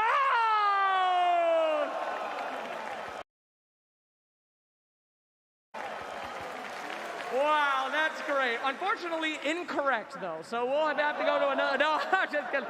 There you go, ladies and gentlemen. And everybody here, by the way, these are the primo seats, right behind the casters, right when everybody walks out. These were the guys that came in first. So give it up! And yes, we're still quite awake over here, so we'll pass it back to you guys. Keep doing your panel thing, all right? You guys keep it up.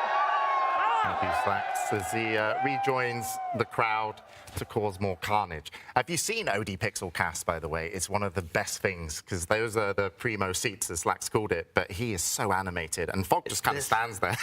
It's all the hand movements. It's really feeling and like part of the game. It's really good that they're standing behind OD. If it was Cap, someone might get wet as well, you know. That's true. This could happen. Yes, so we're going to be getting the players out for game number 2, Secret versus Tundra. And still, the storyline is Tundra dominating game 1. And Sheeps to kind of talk about, really how they put down the, not only just their opponents, but put down the lock on the map.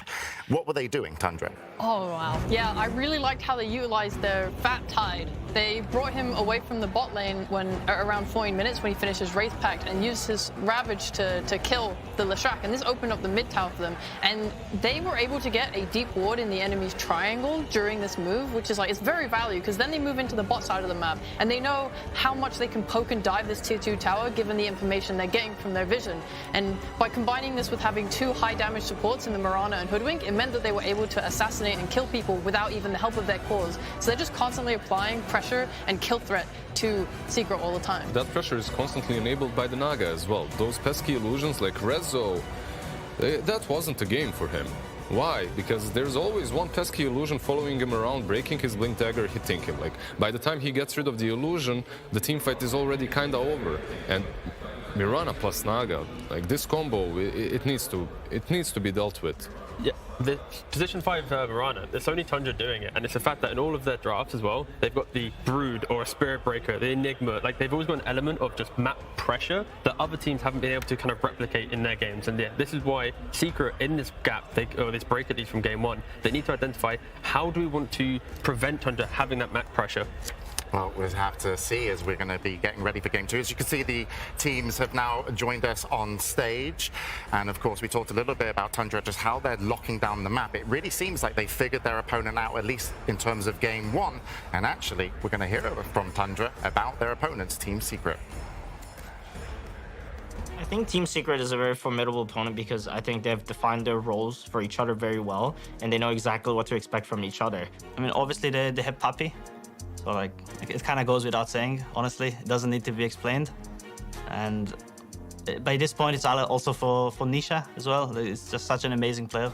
If you were just to think of each of their player, not even looking at any particular game, you kind of have an idea of what each hero will play. Nisha will generally play like a very high damage hero, and then Crystallis will either be some sort of utility or counter pick for the lane, and same thing with the Resolution. They know their lane matchups very well. It's like they play these stupid combos that you feel like the lane shouldn't be strong, but then they know something about it a bit more than you do, or like the synergy is a bit better, that they manage to win these lanes, and like suddenly like they have very good synergy in the game.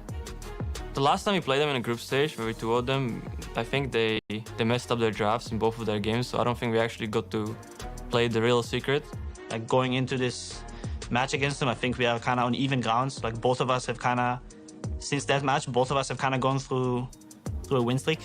Yeah, I think we are on even footing, and just excited to see how the game will play out.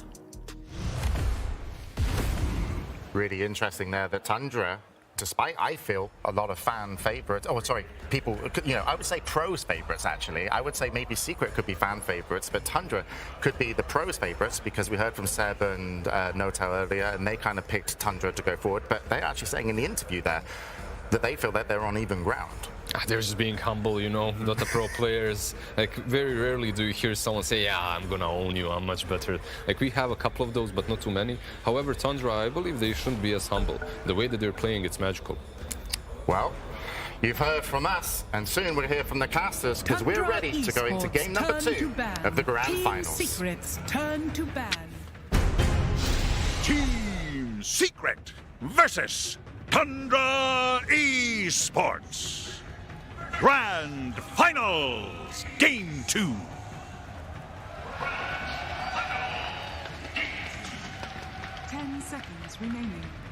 Thank you very much, James. And yes, we're absolutely ready here in Singapore for Game 2 between Secret and Tundra. Once again, joined by Seb, Notel, and Fox here for the draft.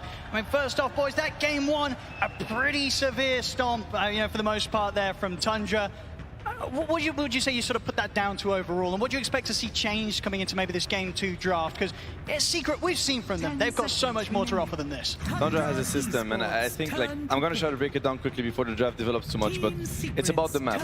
It's about Neta pressuring one side of the map with his heroes, the Wraith Pact Tide, the Visage, the Brood, the Beastmasters, and Skitter doing the same thing on the other side of the map. He does not leave his jungle, he does not leave the safe lane for as long as he can, and he collects information. And only certain heroes can do that. Naga, one of the best in the game. Slark, Nighttime, Night Vision, really hard to go on this hero also. Nakes with Rage in a good Life Seeder game. And then the 3 other heroes are very fast-paced heroes, the Miranas, the Tinies, the Tuskars, the Pangoliers, that are gonna strike kind of left and right on the map depending on the enemy's movement. And that's how they kind of win the economy game, hit timings, and then close the game. So I think you really have to respect that and either, hurt their system or, find a way to counter it. I hope that Secret will adapt and really try to counter what Tundra does on the map a little bit more that game, so that they get an even footing, because they're great players too, and they can definitely beat them if on fair ground. Absolutely. Well, here we go, ladies and gentlemen. This Game 2 draft off to a start, and no surprises so far. I mean, I think it's a lot about the second phase bans. They do choose, the first phase, they could have chosen to go against either the Brood or the Doom. I also agree with Seb that you could probably, sooner rather than later, choose to change your target a bit. I think Skitter heroes are very important for them. This Slark, this Ursa, the CK, I don't think does nearly the same that a Naga does. Naga has been, the Naga games that they've had, it seems unstoppable. It seems like it's not fun to play against. And it's not like they first phased it, but I think the second phase bans were very wasted in all the games, more or less, that they played each other. And I think, they have to find the right ones.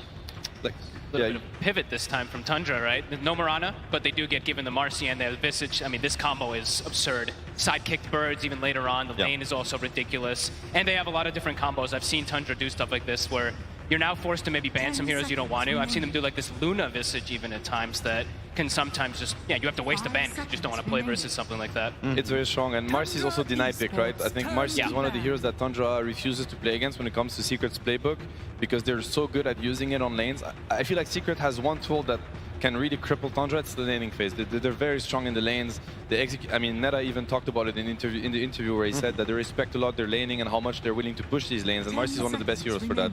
So I think obviously Tundra would have been happy with the Mirana first phase, but they're like, yeah, we're gonna take the Marcy away.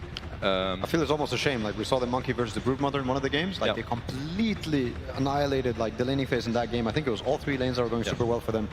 And I want to say they could have done the same, you know, like don't waste the ban on the Broodmother, get your Dawnbreaker, stay within your comfort, like get the Monkey. I mean, the Monkey's banned, so it might have something to do with it.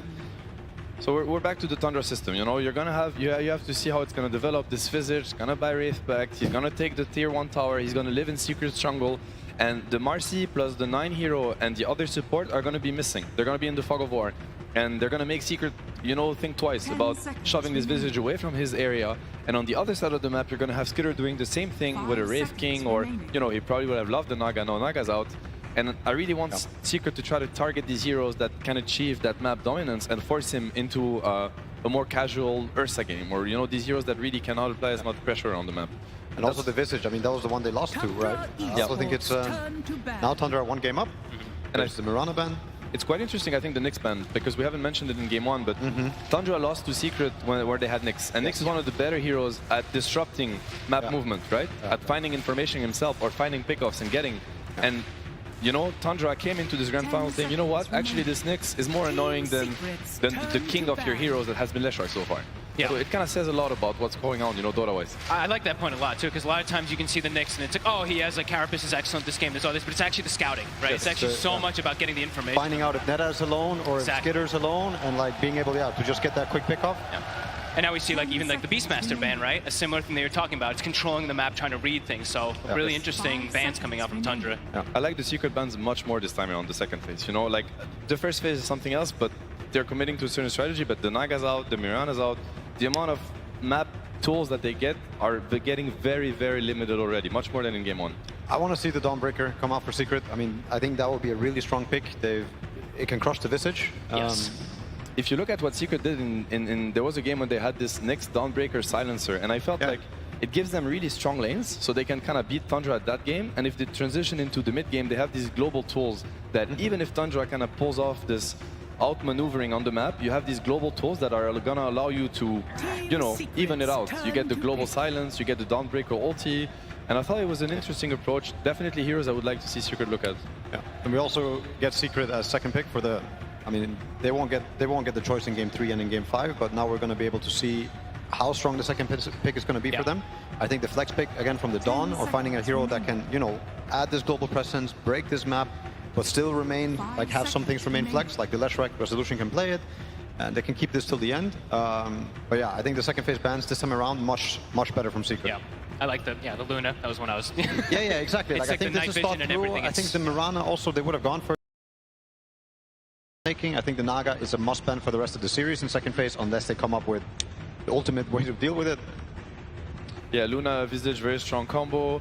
I mean, we've played Tundra in TI-10 qualifiers, and they were doing this Luna, Manta, Night Vision abuse. So it's definitely a hero that they can use a little bit like a Naga. You know, constantly sending the Manta illusions, shoving the waves, sending them also to scout, because Skitter is one of the players that not only farms with Manta, he actually uses it as a scouting tool to increase his map presence.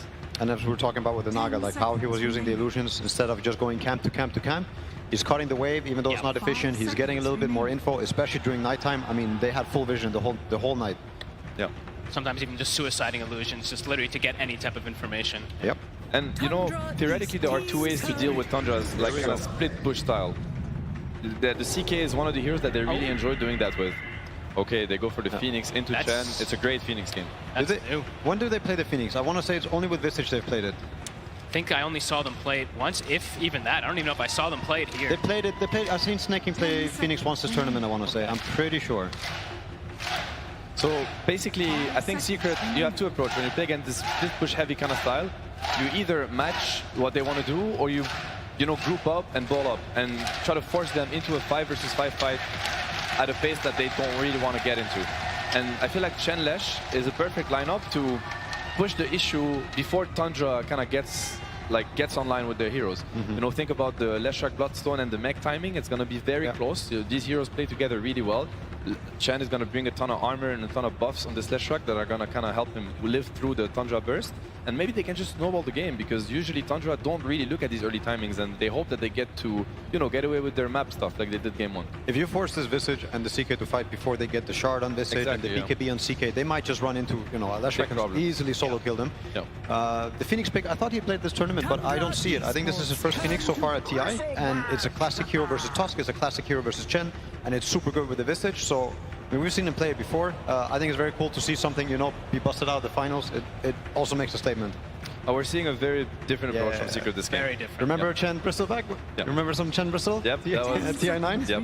I think this is a statement. It's like, you know what, this map stuff that you're forcing us to deal with, you're gonna have to play our game now. And it's gonna be a game of Leshrac, Chen, Bristol grouping up, going for early objectives, maybe even going high ground early. And it's like, have you thought about that happening to you? You think Kuro's watching? Hopefully he is. I think inner Kuro right now is like push the base, push the base.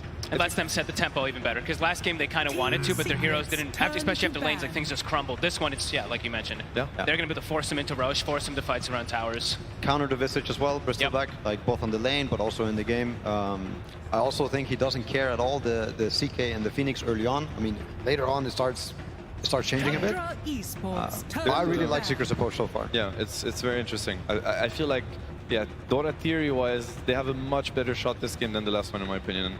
And I feel like there's a lot of pressure on the 9 hero, because he needs to be the one buying time for House Kidder. He doesn't get last 33 pick. And he doesn't get last pick. 10 seconds. He needs to enable his side laners this game. So do you pick against the Lesh, or do you pick? You actually don't know. You don't know. Playing Lesh. This It could be Tusk Lesh. It's easy setup. I think it's quite laneable into the CK Phoenix, if it's going to be CK Phoenix, which I think it will be. It's tricky. It's very tricky, actually. Tundra's tended to not really prioritize, like, counteracting like that matchup, though, right? Like we've seen, like Liquid's approach to the Lesh, they pick like the lean a lot of times. 9 usually just sticks with his style. Well, but still, 9 has his counter picks. Like when he saw Secret pick Pangolier, he went for Lizard Man. I forget the name. Primal Beast. Primal Beast.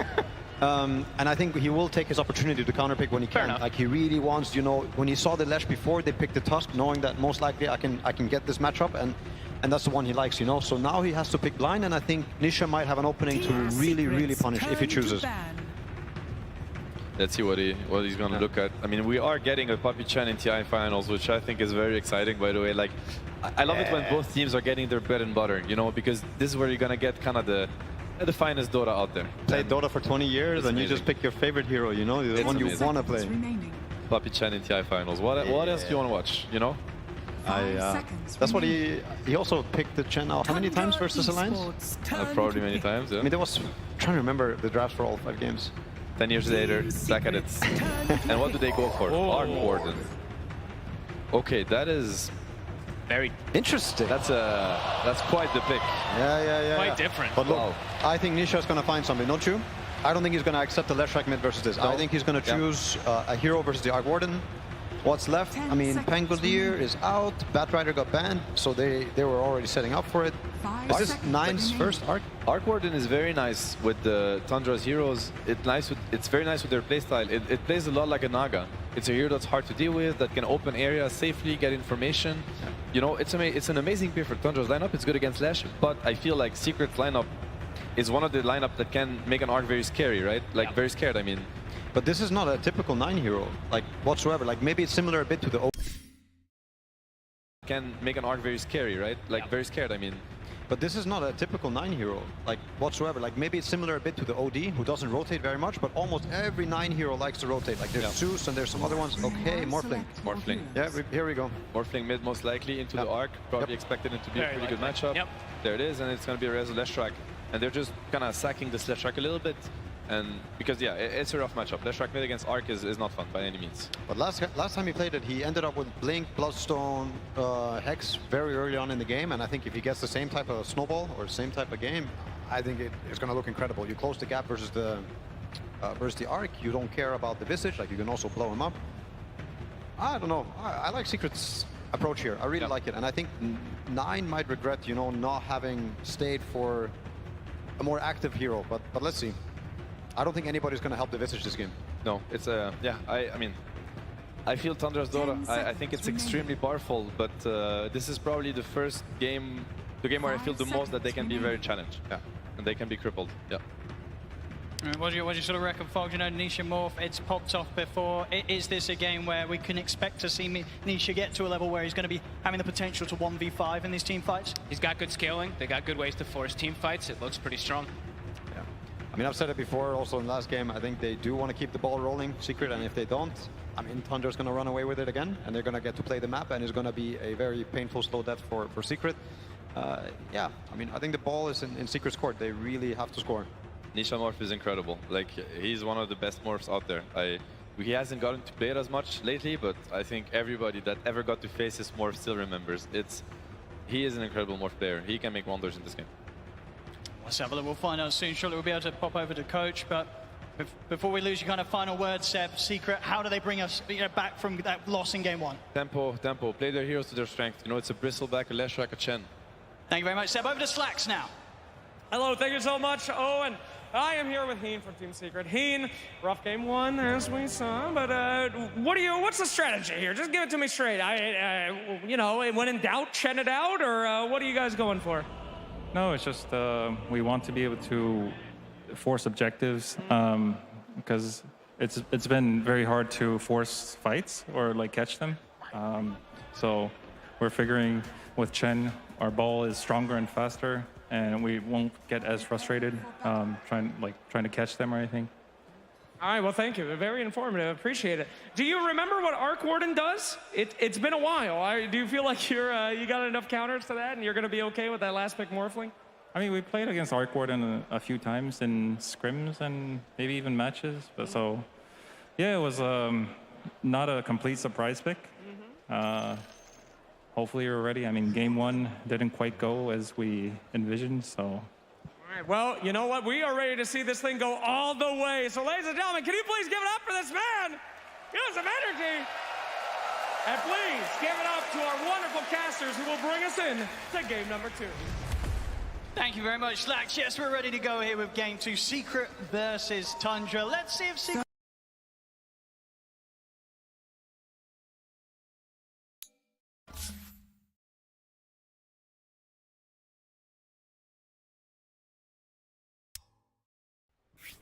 一波，因为上一把的话，像有屠夫啊这种英雄，可能在1级团的时候，他们还会展望一下有没有第一血。这边马西直接过来逼刚没受走。 We'll see how well Secret can deal with some of the more different heroes that Tundra are bringing into the fray this time. Eyes are going to be on 9, see how much he can do. Oh, that is annoying. That's going to be able to get a bit of damage down to Crystallis as he tries to get towards his lane. He knows he has no risk. He's playing versus Chen in the lane, so you can easily go for these type of pressure plays, give 33 that first few creeps advantage. I mean, and so this mid matchup as well. We're seeing two sort of greedy heroes here that have potential to really become the carries for both teams. The Morphling versus the Arc Warden. Anything exciting to come out of the laning stage? Is just going to be a trade in farm, or do one of these heroes have to be more careful than the other in this matchup? Probably a trade in farm, maybe 9 slightly ahead if anything, but no, I'd say mostly just a trade. We've seen Nisha and just Morphlings in general. With the new skill build that you can go, you only have to put 2 points in attribute shift. You're able to prioritize having more points in adaptive and waveform. You're able to secure CS constantly, so I'd imagine Nisha does do just fine. Looking at top, this is probably the more exciting lane, I would imagine, to look at. The shards, the stun, flash, constant kill threats onto the Phoenix, maybe even onto CK. Bottom lane. Both plays are stacking up, but the damage from Saxon 33 is enough to burst through Crystallis and take him out. She's going to even give a bit of a chase down onto Puppey. He might go down finish him off too. as well. Saxon will be ready to dive in under the tower. It's the lane starting off with a double kill for 33. That's not something you want to see if you're Secret. This is the Tundra offlane special, right? I mean, this is always what they do. Somehow they're able to just always know how to apply so much pressure. And with this death, Soxa comes back, 6 tangos, a salve, 33. You see the items. They do this almost every time on the Visage. Tries to start with no regen, just tries to get mangoes and stats. So they can just keep doing this. I mean, Crystallis so much damage. He comes back into the lane and he's pretty much immediately down to a third of his HP. Top lane as well, we're seeing Resolution. He's getting zoned back, Snaking able to take down Sides' courier. The shard's down, but dives at the ready. First few levels are incredibly impressive from this Marcian Visage. This is one of their bread and butters. Puppey will start to attempt some stabilization with the lane, get the pullback. See what creeps he's able to get to kind of dissuade this damage that's going to be coming out. He gets a pretty good one. This is a good one to at least harass them back, kind of stop their aggression. See how soon they're able to get to a point where Chrysalis is feel a bit more confident to step up to the creep waves. It's not easy. Off to the side, Saxo. Okay, He's gonna go to look to take down the creep. They know how strong that creep can be. Good choice to kind of go for it there. And this is a great lane for the Visage where it's like, yeah, the Bristle, with, you know, as the panel, as Sabinoto were talking about, you know, you do counter this hero in a way as the game progresses, and even in lane sometimes, but also you have infinite mana, right? Visage is just always able to just bash out those spells constantly onto Crystallis' Bristle. See that. Puppey quite able to take the small camp back before the respawn. Saxa ensure that it'll be ever more tougher and tougher for Secret to gain momentum and control of the creep waves down in this bottom lane. 33 is able to hold it in a fantastic position. Good position and tons of regen, so they can always go for this harassment. Crystallis, I believe he's got his ring. Yeah, he's got it on the courier, so we'll have some sustain, but his stats overall will be a bit low. It's gonna take a very long time for that to come out, so could still look to apply pressure onto him there. Has got both his spells on cooldown at the moment, so Secret choose this time to strike. Skinner drags back Zayas though, and ensure that that last right click required to take Snaking down won't be allowed to be there. Still holding the Fairy Fire as well too. He's just kind of baiting them a little bit if they did try to commit. So far looking at the mid lane, yeah, Nisha, he's doing just fine. He's actually gone 3-1-1 skill build. Dyer's middle tower. Not really feeling like he needs to go for any attribute shift at all versus Bernard Gordon. Only that 1 point. On this bottom lane, Puppey in particular has to be very careful. I mean, Chrysalis as well, honestly. With the sidekick, with the rebound, Quill Sprays are stacking up, but Tundra, at this stage, with the lead that they've already managed to get against the Bristle, it very much seems that Marcy and Visage, they can kill that Bristle before the Quill Sprays become too much and he starts killing them. They know exactly when to push it, and they know that they can get away with it. It's just like last time, right? When they have this Tide plus this Hoodwink versus that Pudge. This time it's Visage with Marcy. Heavy physical damage, Blades of Attack again on 33. Same build he's gonna go as last time. Not the phase boots, but of course just Wraith Pact, high damage.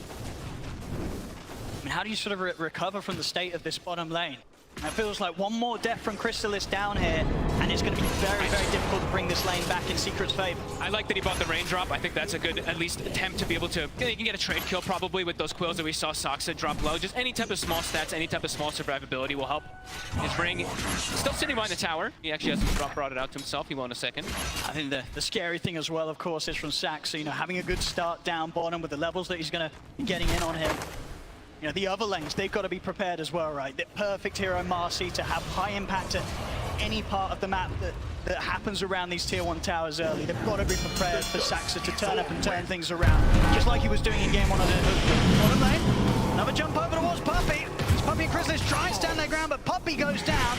Chrysalis might have a chance to chase Saxa out this time, as Saxa has got any further options of getting away. He doesn't, so Chrysalis finally finding a bit of action going in his direction. Honestly, maybe that's the way you have to do it. Just Puppey has to sacrifice himself. He has to be the one to just soak those soul assumptions for Bristleback to just get this type of trade. Because otherwise, yeah, definitely seeing a bit of problems. But Crystallis, once he has Vanguard, he'll be able to at least stay down here a lot easier. And he's getting pretty close to it. As we can see, you know, despite sort of the deaths that have occurred down on that bottom lane, Crystallis, he's pretty much keeping straight even with the farm that Skeeter, you know, carrying for Tundra on the other side. The map is getting as well. Yeah, pretty much Vanguard is going to be done, so should be a lot safer. And Puppey, he's going to start getting some levels, so he's going to be able to actually protect Crystallis. We see him grab some magic resistance and also just a little bit of extra damage. So that actually would help a lot. That little bit of Cloak Aura is going to come out. Could protect Crystallis enough. Let's see.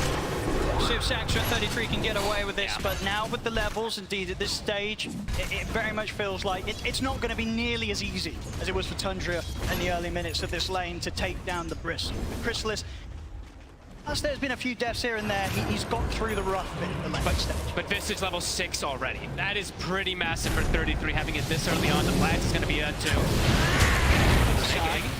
Caught him in the shards. Nisha, he'll look to step over and finish off the kill. He'll get it. Zayas should go down into the Spark Wraith. So both mids able to take a kill out of this one. He's turned up with the Familiars, ready to chase out Nisha. Nisha's got a fair few one charges. Can he touch the way for backup? He can't.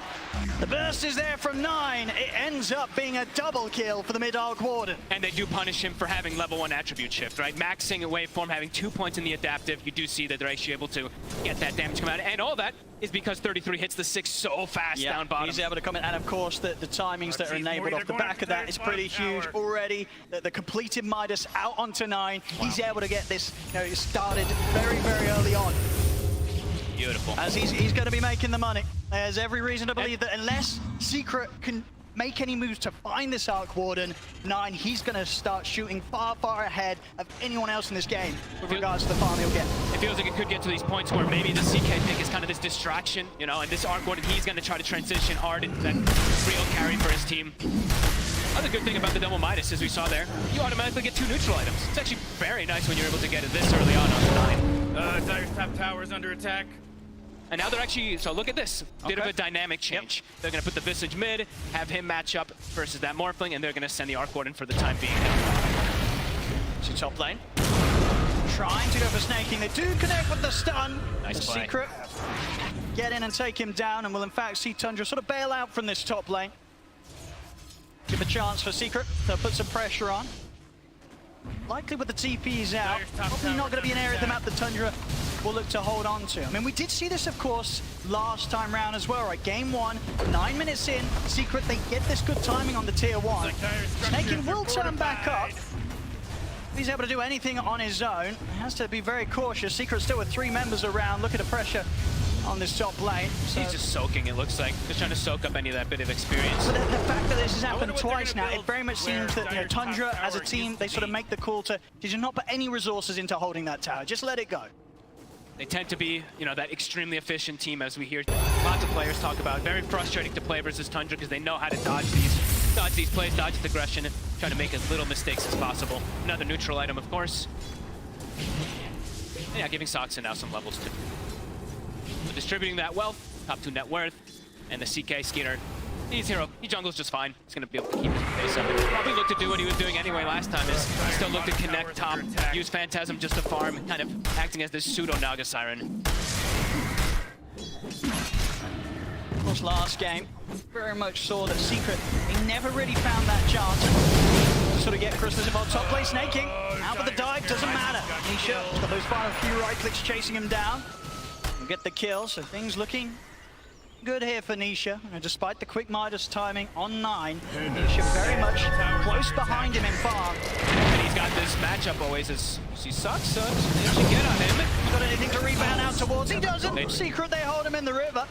Able to bring it up even now, 6-6. Secret definitely doing a bit of a better job this time round at responding to some of these movements that Tundra's making around the map. And playing around Nisha, right? With the skill build that he has so much burst potential. He actually has the gap closing potential as well too versus most of these heroes that can sometimes be a bit annoying to get on top of, so far looking to continue to play aggressive around this Morphling. Definitely seems sort of a bit of a heavier focus around playing around this jungle of Tundra. Just trying to make sure that Skeeter doesn't get nearly as much space as he did last game. Obviously, the difference in dynamic this time is the concern that too much is focused on trying to shut down Skeeter's area. 9 goes uncontested, and it's been quite a few minutes now that 9's been able to sit down here on this bottom lane. He's getting complete free farm. He's a lot of space. Starting to be pretty annoying too. Crystallis is caught in an awkward position, eats 2 or 3 of those spark rates. Smoke up from Secret. I'm going to try and make moves here. So far, Resolution Zeiss, they've done a pretty good job at killing off Snaking when they catch him. Skeeter, it's going to be a bit of a bigger kill. They're going to go straight in for him. It's close to the tower, though. Let's see. And it looks like Tundra may have made the call to not sort of throw in any further TPs. I mean, it's not even needed there. Tundra, they make the sort of calm response to not react with TPs, knowing that Skeeter's just able to walk that one off. But with that slight moment of space at all, you see Puppey rotate toward mid. This is how they want to be playing. They want to be the ones who are dictating that pace, dictating this tower aggression. We'll be able to claim this one early. Nisha, he's almost got his Dragon Lance also finished up, so very farmed so far on Secret. And they're also, in the meantime, I saw they are starting to stack Ancients a little bit too, so making sure they do have that condition for the Bristleback to continue getting that. Got it. Or Secret, though, infinitely better than that last game. He's certainly feeling a bit more solid, but I imagine to a sort of a point with regards to the drafts, this is sort of expected, right? This time around, Secret, they gave themselves a bit of a better shot of having this sort of earlier hold, earlier pressure that they're able to apply, and at the same time, the change with 9 playing an Arc Warden instead of like Tusk. a carry. He's going to react to sort of these moves a little less. So I don't think Tundra, they're not going to feel too under pressure despite losing some of these early towers. They've gone for a bit of a different approach this time round. And, at the moment, under a 1K gold difference between the two teams. 9, I think he's still very happy. Yeah, it's a totally different approach, right? The last time they had the Tusk, who's super aggressive, constantly rotating, making plays. Now it's just, it's a full economy game, really. Everyone's just trying to find as much farm as possible until they find this timing. Wraith Pact is done, so now they're trying to speed up a little bit, go for a tower pressure of their own. I'd say this one for sure. Secret, they'll have no interest in this fight, this defense around this bottom tower. Secret's maximizing. You see now, as we were mentioning, the stacks. Triple Ancient stack, double hard camp. No, Chrysalis will have a bit of enabling coming out here. Juicy stacks. Good farm for Chrysalis. We saw very much in game 1 as the Pudge pretty much held behind the entire time in terms of farm on cores. Clear these stacks, get on the road towards the Aghanims. That's going to be the point where you can imagine that Secret, they're going to really start stepping things up and get up towards the tier 2 pushes with a Vanguard, Aghanims, Bristle. They're going to want to do as much as they can aggressively with it before 9 suddenly turns up and he has 3 items done. Very farm-heavy game, though. Showing all 3 lanes. See, the Morphling shows bottom for a second. They show mid, I believe, on Zayats. Lesh top 2, but good ward coverage. So Secret, they know they're safe for the moments. Kind of grouping together with Puppey, with the mech, with the Hand of God. They're tanky. There's a lot of damage on Tundra, but this Bristleback with all these heals might just be able to pierce through them. See if they can get top of any of Tundra. Either. Tundra's staying pretty hidden outside of the vision of Secret. I mean, Secret, they know that Tundra do have a few up here in the jungle. If they get any big kills, Secret could even look for Roche potentially. They're going to settle for Saxa. Zayas catches wind of the Marcy off to the side. They'll go for Saxa. For Tundra, definitely not the biggest of losses there. They had a few cores farming in that area, and Secret, they weren't able to find them. They go for the support. They look towards Roche. They have more than enough damage. They have the goo. Do they do anything about this, Tundra? Are they going to expect the Secret back up as quickly as they did into the pit? It's not an easy place to It's going down so quick. Yeah, it's going to be dead already. Secret taking a pace. Taken out by the Radiant. Very good moves here for the Secret so far. Absolutely getting to play their game so much more than they're able to do so last game here. 15 minutes in, they've got the Aegis in their hands. So, so close. Well, it's close indeed. Snaking indeed throwing out a tip for that one. That was as close as it gets really on the back of an escape in the TP. Tundra perhaps wanting to make a move of their own now. They do, because everyone's shown, right? Secret, they haven't shown a lot in these lanes, so Tundra looks like they do want to try to counteract this. They have 9 who can constantly always show up to the fights too.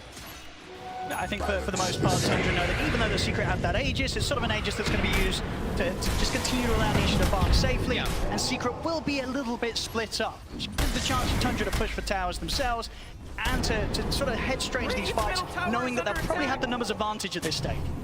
And they can take these towers pretty quickly as well, too. The Visage, the CK Phantasm tends to be always a Tundra strategy, right? There's so much on the floor. Wraith Pact, illusions, familiars, etc. So they can go for this push, but on the other side, Secret taking tier 2 tower in. Nice and early, 16 minutes in. Tier 2s are full on the top lane. Now they'll really be able to start taking over this jungle, this half of the map from Tundra. Really sort of shutting down the areas that Tundra, they kind of need to find, right, at least at their 2 main cores.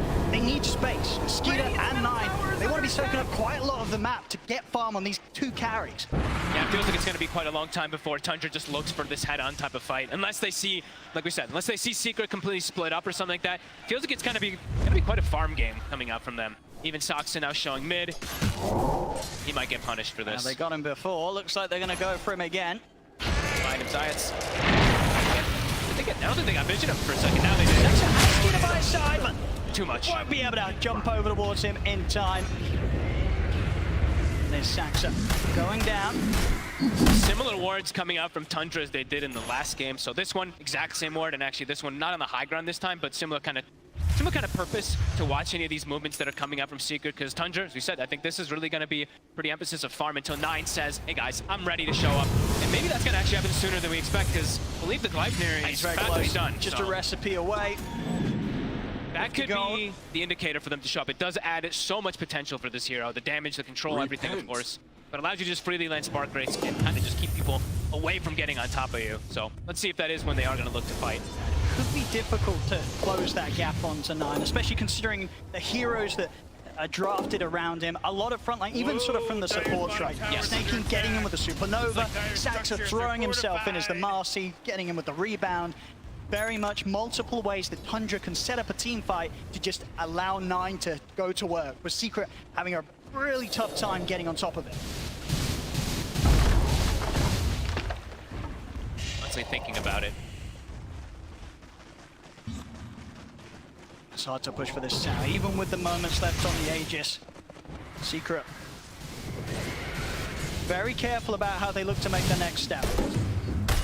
Risky move. Don't want to overextend and get 5-man. They haven't seen this. They haven't seen the Arc Warden in a while, so they probably don't know either what 9's got just yet. Level 13 on this Arc already. Running around as a unit.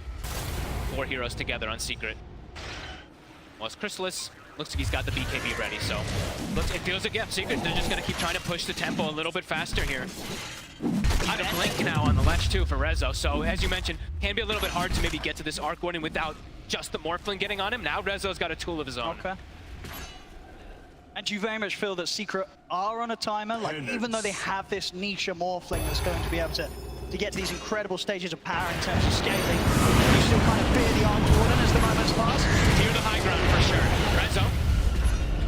Tundra quickly back out, snaking. So away in time, that snowball not able to catch him. Tundra avoiding the moves of Secret. Secret just trying to get some sort of aggressive play out of these final few seconds that they have on the Aegis of Nisha. Back over towards the mid, Saxa. A bit of a chase down onto Puppey.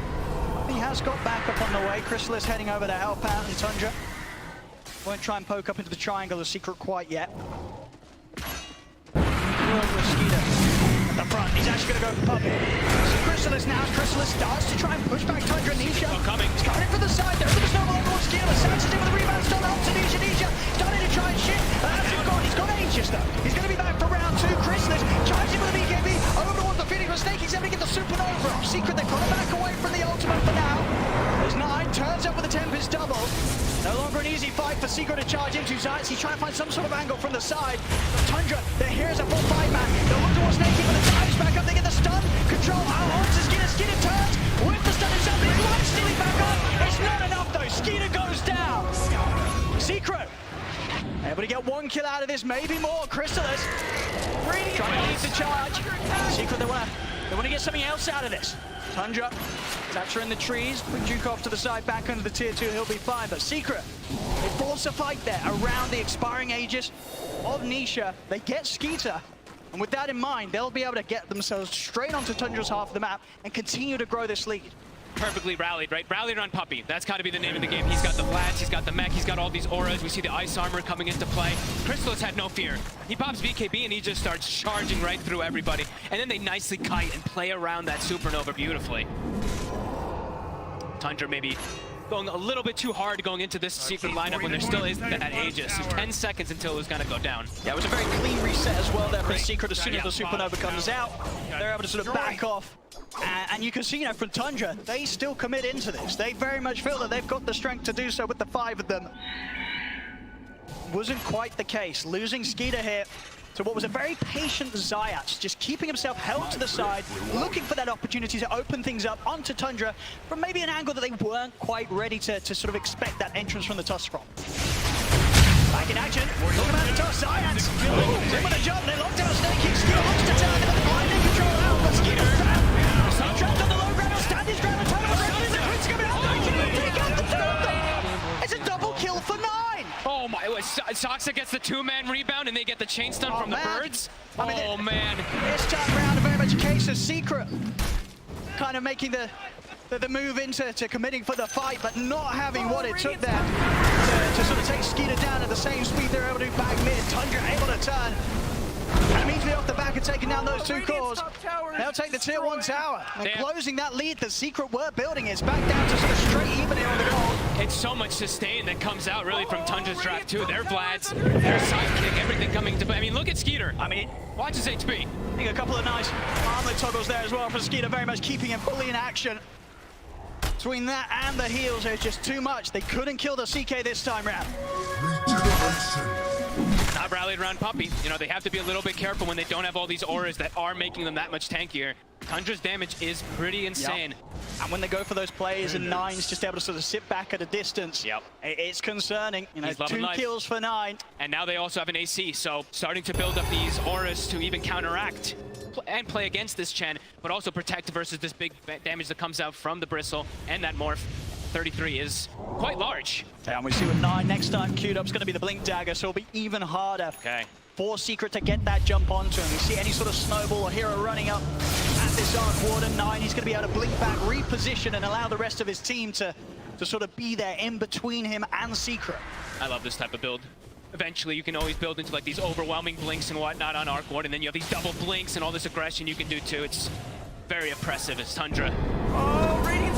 Now starting to find their footing completely. Well, look for tier 2 themselves. Sidekick Bird. Look how quick the tower drops. See you later. Push. Gone in a matter of seconds, even if that. And off the back of that immediate smoke from Tundra, they know that Secret's playing over on Tundra's half of the map around their jungle.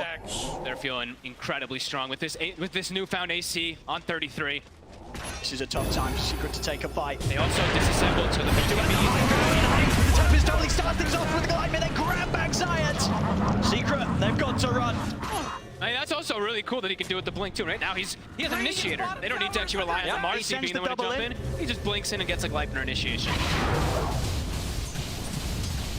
Yeah, BKB, Skeeter had just finished that one up, so they felt strong to be able to go for this play. And now he's got Mage Slayer as well too, so items starting to being picked up on the side of Tundra, not only just to do lots of damage, but of course, damage mitigation as we've seen so much from them. AC, Mage Slayer, it's gonna start to reduce a lot of Secret's potential. Yeah, it's so hard for them to burst through Skeeter like they were able to do that one time when he was caught on their half of the map. It's a really good item this game, just like last time, versus that Lash versus the Bristle, reduce the damage of the Quills, even the burst that comes out from Morphling. So, it's starting to come together for them. It's a very common build, of course, too, for Skeeter. I think for Secret, Nisha almost certainly making the call for them to just sort of hold off on any further engagements until he gets his BKB done. Yeah. About half the gold away from the recipe, and it will be there, but it's going to be a little later than the timing that Roshan is going to be back in the game here. Roshan respawning. Secret, up. They are up on the high ground. They definitely want to try and do their best to push Tundra away from going for the Roche. See if they can hold them off from it. It's Tundra. They won't feel the need to be too scared of Secret. You know how strong they are. Secret, get the smoke up. Trying to catch Tundra from an angle they won't expect is not going to be easy when Secret currently hold the position they are. They're going to try and swing around from the west. Lanes are starting to kind of get pushed out, though. We see Tundra cutting a wave mid. They've got this ward on 9. 9. Already out of this area. This is the Tundra special, right? They start shoving those side lanes in to try to put you into this awkward position of a fight. Everyone rallied around each other. How do you make the call as Secret? How do you make the jump? Tundra with their own smoke. They don't want to overextend for these type of jumps either. Like we were saying before, they need to stay kind of rallied around Puppey. Make sure that they can utilize these auras at a maximum. Tundra just rotating sort of all the way around where Secret tried to step out for. They found Puppey. And they're going to be able to get on the easy kill first. Straight on over the chin. Puppey caught by the Hex, taken down. Science tries to roll on, but there's no place for him here. Puppey pig-pulled himself. Doesn't even get any heals up or anything. No Wraith Pact, no mech. Caught by the stun anyway, so likely dies. But now, it's an option for them to go for Roche. With both supports down, I don't think the cores of Secret are going to want to turn up for this. Oh boy. This should be a free and easy Roche out for Tundra. Shard as well. Skeeter's going to be loving that. Actually passes it away. Looks like he's going to give it to 9. Okay, so more ways for him to protect himself and also magic resistance. So they can actually hold it. So we're talking so much about damage mitigation, of course, but this is another element that I feel like we don't really get to see too often. You fight inside the bubble. Yeah. Your Lash, this Bristle, the damage might not be there. It's going to be a fair bit of protection. Able to be kept consistently up and out on the field. And things are starting to get a bit scary because the scaling for Tundra is getting quite strong. Even the Marcy, level 12 is online. BKB is on the horizon. 12 on Phoenix. Game plan for Secret is starting to get kind of dissuaded. Around the mid, they do find 33. Okay. deep. They might be able to do something about the familiars as well here. Big pickup. The slip up, a rare one as well there for 33. On his own, will be out now for 40 seconds.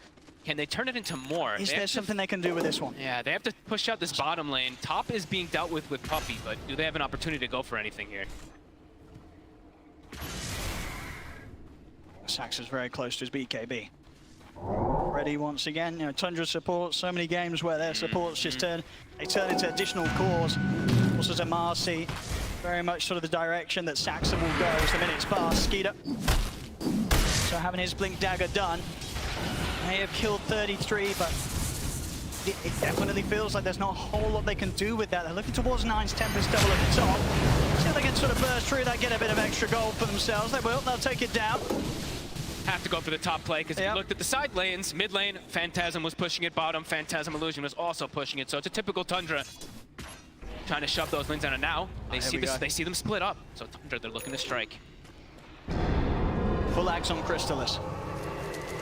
Comes out late though. It does not quite at the timing that they would have hoped for, especially considering the decent start they did have to this game. Zayat, the one left behind up top. Tundra, everybody back on the map now. To get together, push down on this top lane. Still many minutes of Aegis to play with. Full Octarine done on 9. He's so farmed.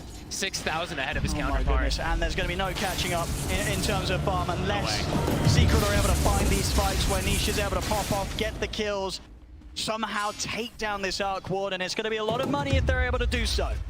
It's not an easy task. He's got his Crystallis done, Nisha, so stepping up the damage a bit.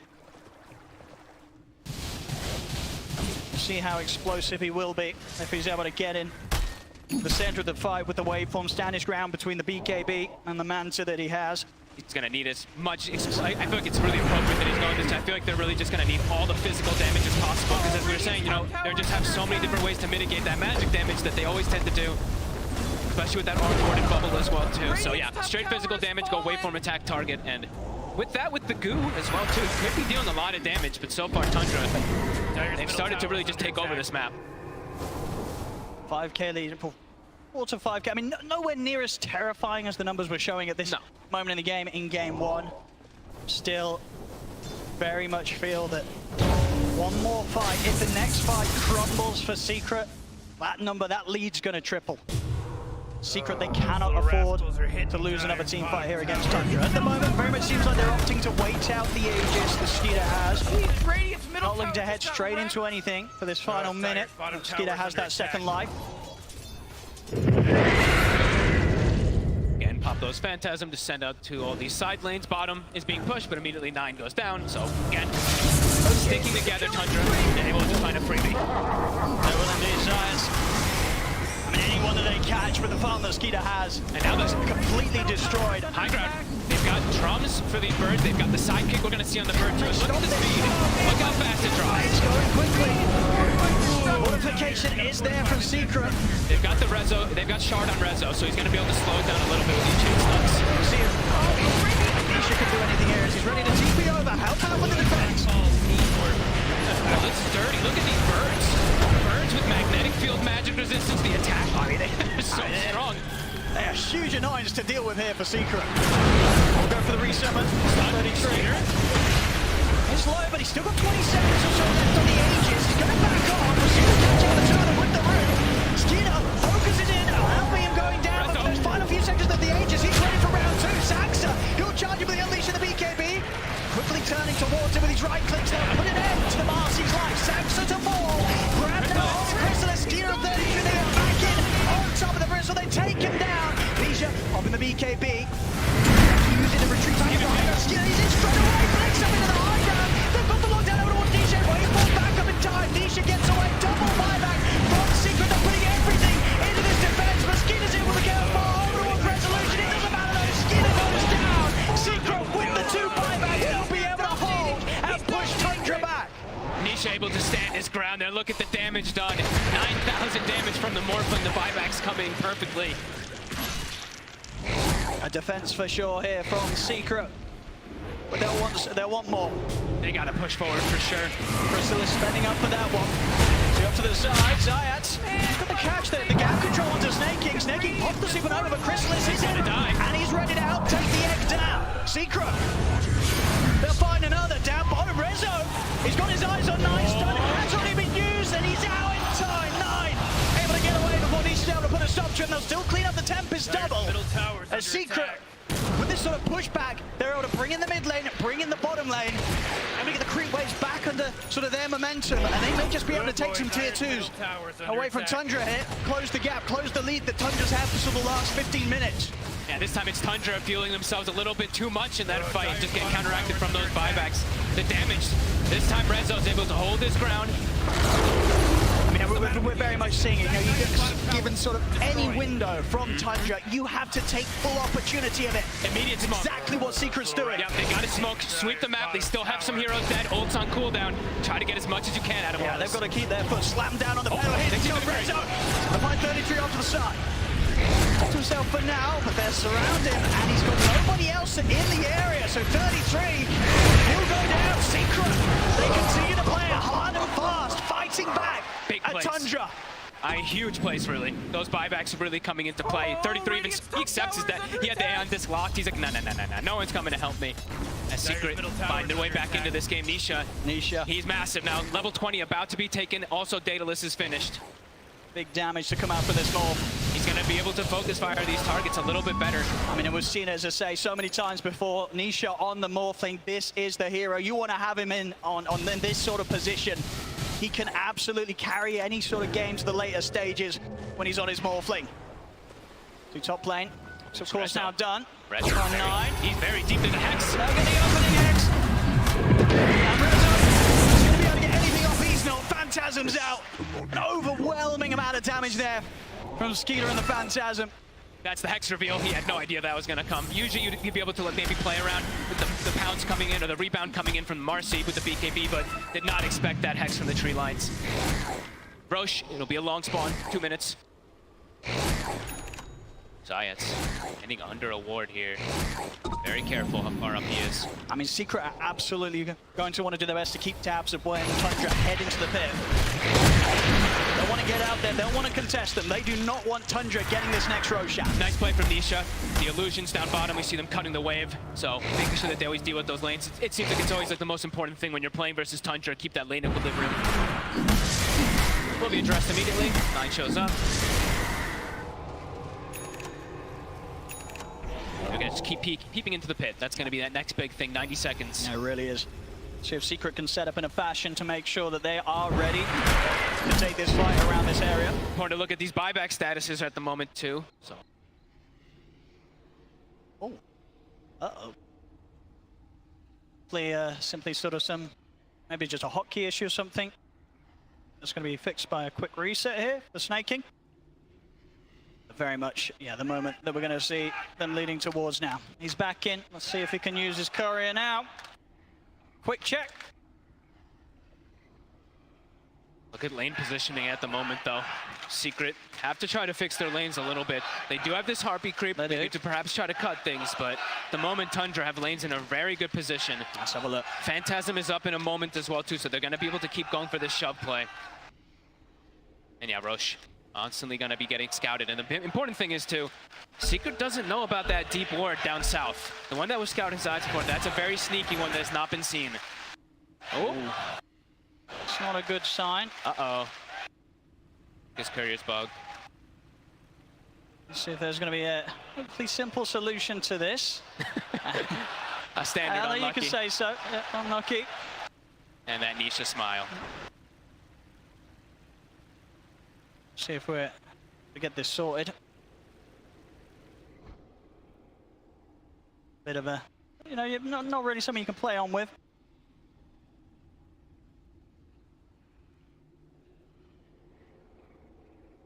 So big thing really to look at is, I mean, this Hex is going to be a big one, really.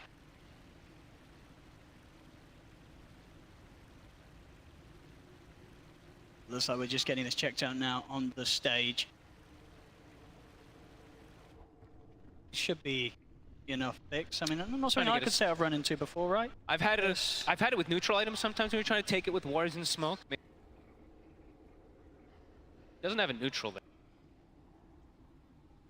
So I think maybe the speed that we did have to reconnect the first time round could have been without a client set, so probably go for the full restart this time round. Hopefully, if not, he'll be able to at least drop the wards and give them to a different courier so somebody else can bring them, but... Be ideal. This pause coming at a very important moment of the game. 17 here, 35 minutes in. Without a doubt, very much getting much more of a balanced game of Dota 2 on our hands this time round. Secret, they've dealt much better with what Tundra's brought against them this time round. It's really neck and neck. Just because, I mean, especially how big Nisha really is. How much going to be able to do with this Daedalus? Approaching his second item afterwards, too. Survivability will be there for him. Let's see. Let's have a look. Fingers crossed, ladies and gentlemen. So are going to be all working after the pause. Let's see. Looks good. Oh, he said done. No, it's spazzing. I actually see it. It's like it's like stutter walking actually in the base, I think. Second, it tried to move. Yeah, it says retrieving items. See, look.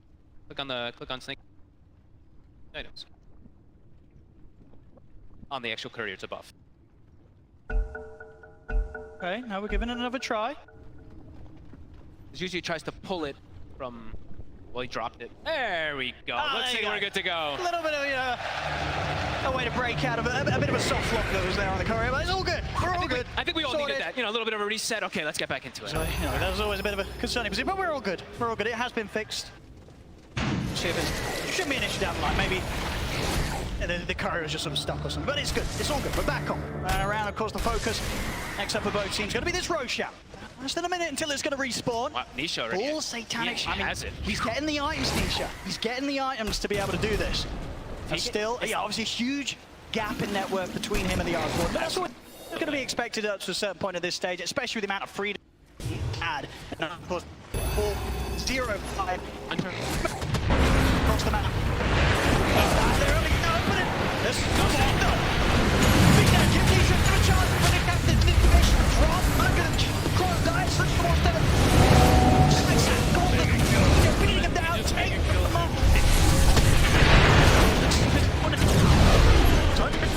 Radiant's middle barracks are getting rumaged Sets are like this. They're very careful about the pump. I really from science immediately. That's a big thing to watch out for. It's just control. If they can chain stun and has them, that's the way to kill them. I mean, in that next it's gonna be every single time. There's a chance to shoot the furthest on the leash. He got it. Out for 20 seconds. If he's available, they just commit for him. Excellent. Stop that. Even if he gets getting caught in the suns. Oh boy. Almost certainly.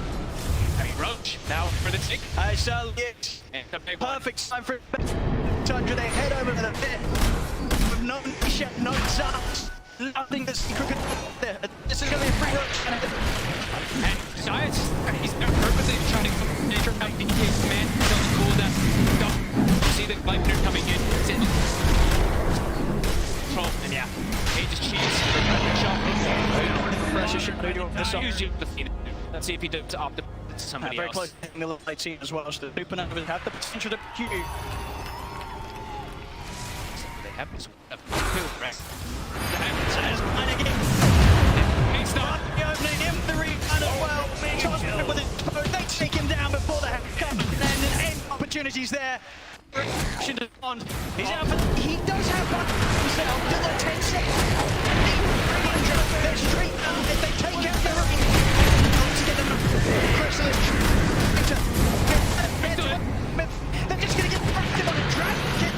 He has to PK here. Fantastic team. Take down the melee racks. The full set now in the middle. Removed to the by Tundra, and they're sticking around. Stop the Tempest double. Try their best to force out this time from another chance. He's gone. A second to the back. Just in the best. Qualification on. That's just double. Good coming in. This is the start. He's there. Something to the middle. Shooting out the initiation there. Big hit. So it's a big hit. Oh, it's there. Oh, starts it now. Long right back. Now that we saw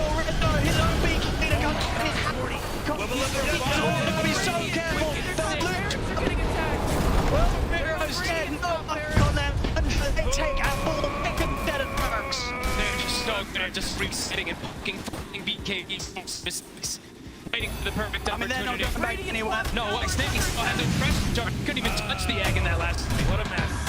With its purposes, he did would have had buyback back in 3 seconds. He's 700 gold. I mean, didn't kill those goals too fast. I mean, the terrifying. Well, they just stored that agent. Snaking stored for a pressure shot. There's no reason, no need for they're looking to close this. The tier 4s fall. Secret. They'll look to smoke up. One final attempt to stop this push from Tundra, but the engine's falling so far. Looks to jump in. Skino will drag back Resolution. Resolution trying to get the heal off with the Blackstone. They'll keep him alive. The hand of God from Puppy will protect him for now. But the ancient still dying here to the familiar Secret. They're trying to push them back, but it's not going to be possible. GG is going to be called. As game 2 also going to Tundra, who now lead the series 2-0 against Team Secret. I mean, I feel like the whole game kind of flips the script, everything looking kind of even. 9 gets this Hex.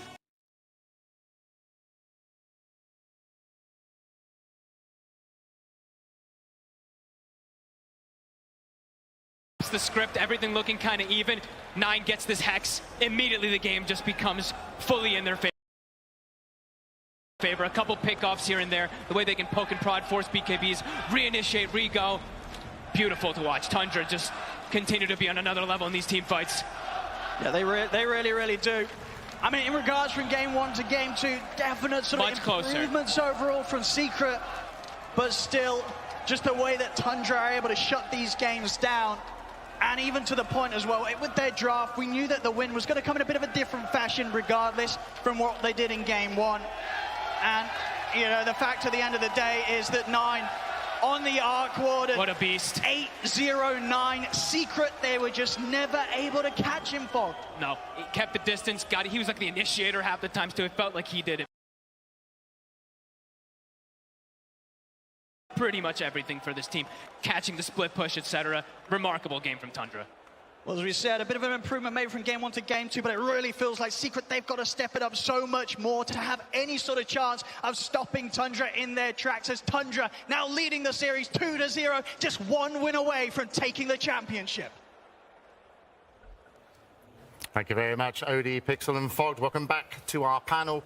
And it doesn't seem to matter what lineup they play. They put on an absolutely clinical game of Dota. One mistake and then it's just, thank you very much, it's our map. I'm joined by Tika, Blizzard and Sheep. I'm just amazed with Tundra right now. It's incredible. Yeah. It looks so dominating. You know, it's like, is it a grand finals? I feel like they just keep on pulling heroes out of the bag, right? Like even this Arc Warden, and it's not like they're picking heroes that they're constantly playing, but they make it look like they have so much practice on them. Meanwhile, Secret, at the same time, I think Tundra is in their head again. Like you can't play against an Arc Warden and let it be all alone on the bottom lane for like 4 or 5 minutes. Yep. Just using that double Midas off cooldown. Yeah, and this was the big turning point in this highlight here. Secret, after quite a dominating early game, moving from tower to tower, they just kind of fall victim to that kind of choke fight. And unfortunately, even if you are taking some of these earlier towers, feeling that you're taking the map away from Tundra, like Blizzard just mentioned, you're not stopping the Arc from farming. So at some point, you are going to hit that boiling point where Tundra hits a team timing and then gets to set the pace of the game themselves. How many ways they have to initiate? I mean, they kept gaining ways to initiate throughout the game. That was like what I found the most impressive. When they finished this Gleipnir and stuff, they're starting with that and going into the Marcy Dispose. You know, before that they're using Marcy. Later they get the Hex. They're creating their own ways of initiation. They're sitting with 4 heroes in the trees waiting for Resolution the Strike to just come up the lane and then pick him off like that. They are bleeding Secret dry. And again, they're just getting multiple ways of gaining info, gaining vision. Like before you had, I don't know, a Broodmother Naga. Now you have this Arc Warden just spamming spirits everywhere. You have Visage as well. And speaking of Visage, it wasn't only 33 Visage, it was a Visage with a Marcy. Now you have a sidekick on those birds. The objectives are just melting. Yeah, just the fact that you have as well, like 33 in lane, it's a Visage killing the Bristleback. Like this lane, you're not meant to win it. When you pick Bristleback, you're meant to beat the Visage in lane. So Tundra already just excelling inside that laning phase and just kind of catapulting themselves to kind of weather the storm. And maybe if that Visage lane didn't go so well for Tundra, you could argue that the Bristol will be a little bit bigger. The pace Secret could set could be a little bit better. But the fact that you win that lane, it stalls it out a little bit longer. So Tundra then eventually, like we already mentioned, hit this beautiful team timing where they just punished Secret once again in game 2. Yeah, I mean, Chrysalis still had a decentish timing. They stacked the Ancients hard. Yeah. And of course, yeah, Skidder here, the carry for Tundra. He's just had not only a great performance, but a great team enabling him. And I don't think he's put a foot wrong, really. He's always known what he needs to do, his objectives, and of course, his team fighting skills are, on par with that as well. The optimization once again, right? Like you have this Chaos Knight who's building into a very early Mage Slayer. He's mitigating the damage that Lashrak is dishing out, and overall just being a true team player, just being up front, helping the Visage, and the Arc Warden do the majority of the work. Again, just look at the stats that you see here, right? Like this is his first TI. He's hitting firsts in multiple categories. Like he is unnerved. He has unlocked his ability just to enable himself, enable the team. Again, we've had so many interviews where they just feel like everything's clicking, everything's right. And again, we're going into a game 3 where it feels like Secret just has nothing to answer yet to Tundra's playstyle. But in defense of Secret, this was a better performance than game 1. Yes, they adapted a lot. So from game 1 to game 2, you can clearly see how the cogs were turning with Heen and Puppy's mentality on how to approach Tundra. They needed to take towers early. They wanted to take away the map. Don't allow that fortified style of Tundra to set into play. Unfortunately, that didn't then lead to them dominating the map, them holding an aggressive position, because they faltered a little and Tundra then kind of sneaked their way through into the map and played again. So I think if you're going at Secrets looking at this again, game 3, we need to do what we did in game 2, but better. We need to execute faster, quicker, take away the map. Don't let them even get that up. Sheep, do you snatch, do you ban the Lash? Do you leave it in the pool? Do you pick it? You just lost twice with it. You lost on mid, you lost on offlane. Yeah, I don't know if they need to ban it, because I don't think Tundra are interested in taking it. Yeah, like, it feels like they have a very solid idea against the Lashrak. I also feel like their way of drafting versus the style is not working either, because they've tried this, like, Magnus strat with Ember, like, ways to clear all these illusions and stuff, and it's not working. They've tried Bristleback, and Lashrak also here is typically thought to be good against these illusions. It's not working. I feel like at this point, your draft needs to go more in the direction of taking your own map control, fighting back against Tundra, because they are just able to play the map too well. You have to break that. That has to be the goal of your draft. And this is something you mentioned, Lizard. The Arc Warden sat on the Tundra's offlane for 5 minutes, but Secret didn't want to engage. They were not interested in going down making moves there. Instead, though, they did have the Dire jungle, and they did pick up a few kills. Do you think it was too passive to play around the jungle and not take on the Arc Warden, who was played by 9? Yeah, I feel like it's easy to be complacent when you're playing a draft such as Secrets. You have this Morphling, he is going to be the ultra carry late game. The problem is you're playing versus an Arc Warden. You won't get to the late game if you let him roam and do whatever he wants in the first 15 minutes. He just gets too big, too fast, and gets that hex fast enough. You've seen what happens. Well, we'll have to see what Secret are going to do for game 3. But right now, I think we need to hear a little bit from Tundra, because before the grand finals, they sat down with Avo. Welcome, Tundra Esports, to the grand finals round table. What is a peak Tundra game? What game do you guys think expresses your playstyle the most? I can say that to me it's not about the heroes. Like for me, like the peak Tundra, in my words, would be controlled chaos. I think that's how we describe us. Wow. Very cool. Is it a close relationship between you guys? I think it's very important to be close to one another, to be able to function as a team. And I think right now, like, I really enjoy spending time with all of the guys. I think it's also partly the reason why we are playing well as a team, I think. It's your first TI, Skidder. First time you get to play in front of such a big crowd at a TI. Correct. Well, how does it feel? I mean, it feels great. It's all I ever dreamed it to be. And, I always wanted this to be a reality, so I'm just happy to live it. You've had your experience at TI, particularly that second place with DC. In that tournament, you came in as the underdogs, right, into TI, or at least maybe not one of the favorites. Do you feel like that this tournament? I would say so. Like, I feel like after the results in Saudi and the Arlington Major, we kind of had some pretty bad results, so people weren't looking at us as one of the contenders, which I think, in hindsight, it was a very good thing to us. Even after we lost, we kind of said, no, it's good. Now we can go in as the underdogs, How do you guys feel about snaking as a captain? He's always trying his hardest, and I think he's been doing a really great job. Like, he's always managed to stay positive, even through kind of our rough times. And I feel like he's done a great job. I feel like sometimes as a captain, people fall into these traps where they kind of like, they had like maybe a bit too much in the ego and they believe in their ideas too much and they don't try to empower the teammates. But I feel like Sneh has done a good job of balancing this out, like empowering the teammates' ideas and also like believing in his and trying to make them work. So I feel like he's exceeded my expectations for sure. Yeah, I agree 100%. I think he's very great at enabling players and their ideas. We don't need like a strong leader in terms of someone that makes all the decisions. I'm really happy that we kind of have a captain in him, but he still listens to everyone. We still make decisions together and everything. But you guys seem to all have your own ideas of Dota, and you get to put them in your gameplay, right? Yeah, everyone has like, especially when it comes to the different lanes, I'm happy that everyone gets to play the lane they want to, how they want to, you know. I know that whatever I want to play on mid lane, Sneh is gonna support me. I'm curious about that. When you first described your idea of the mid lane to them, how was the conversation? I think it started with Winter Wyvern. The Wyvern? Ah. And I was just playing the hero in a pub, and I got pushed into playing it in scrims, basically. It's not like I was saying from the beginning that, oh, I want to play this hero, it's so broken in pubs. I started being more open to the idea of playing different heroes, and every time like I started winning with things, people saw it and supported me and pushed me as well. I think everyone is very open to trying new things in his team. How are the feelings towards finals? I try not to think too much about it because I think the more you think about it, the more you'll overthink things, and you should just treat it as another game you're playing. It's not a big deal. Obviously, there's going to be a big crowd. You just have to mentally prepare yourself for that in advance, so then you're not overwhelmed by it by the time that the crowd is there. I'm excited, honestly, which is a very good thing because I'm rarely excited. I was very much like emotionally neutral, so I just want to go in these games, like play my game and just have fun and like show some good Dota to the viewers. So. How does it feel to play in front of a big crowd at TI? Is it different than when you play like in the majors or anything like that? For now, it has been easier than all the other crowds I've played in front of. I really feel like all the things come together this TI. Like so many moments, so many losses in the past year that taught me specific things.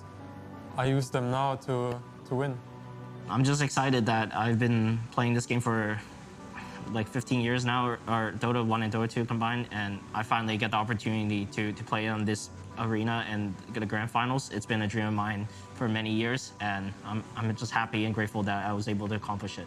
Like, yes, this is kind of going to be the biggest game of my life, but I think something we've been working about with our psychology to kind of try and lower the stress is that all our hard work has already been done. Like now, all we have to do is just go and play. So what I would like to do is just try not to think about it too much, pretend this is just a regular game and just go and play. It was always my goal to come to TI and to win it. And since I've made it to the finals, I'm very happy for myself and for my teammates that I managed to do it. And now, you know, it's the final step. I'm ready to take it. It's been like very long and very stressful road even in some ways. And you even have this feeling of being burnt out a bit, but now it's finally here. I'm just super happy, and it's like the only thing left to do is just play. So there we have it. Tundra sitting down with Avo, and I just got to congratulate whoever the psychologist is. Either you've just worked magic and they're doing meditation, or you've got them all on meds, because they are the most chill team. That's a grand final, pre-grand final sit-down interview. They were so calm. They're here and they just want to take it. And they might 3-0. I feel like they could just win like 4 TIs in a row right now. Like, if they keep like, I mean, like right now, like if they play tomorrow another grand finals and then another one and another one, like the fact that they're all 5 just in the same mindset, answering in the same tone of voice, like they're just. Oh, a unit. That is scary. Like they are one. I did like the fact that they did ask everybody what's snaking like as a captain as he sat on the end of the table. How did he drive them? Like he's just going, He's just sitting there and listening as they praise him for like 10 minutes. But they should.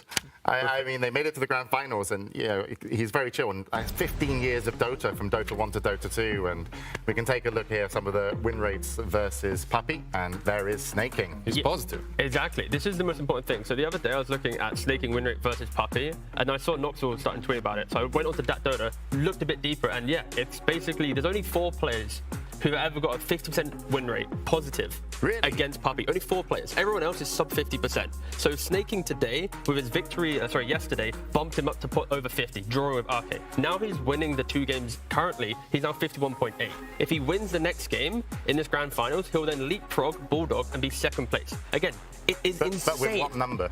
With a 52.6% win rate. Oh, I love it when you talk numbers. There we go. Oh, you like that? But yeah, everyone, all the Tundra fans, they love snaking right now because he clearly is the secret source, maybe, for understanding that Puppey mentality. When's the last time you've been to NA?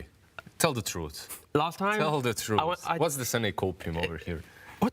They're literally like insane. Like, again, to be clear, Secret, they have to do some mad work in this interim. They need to properly break down Tundra, understand everything that's happened in TI in a single 15-minute break, because Tundra is looking flawless.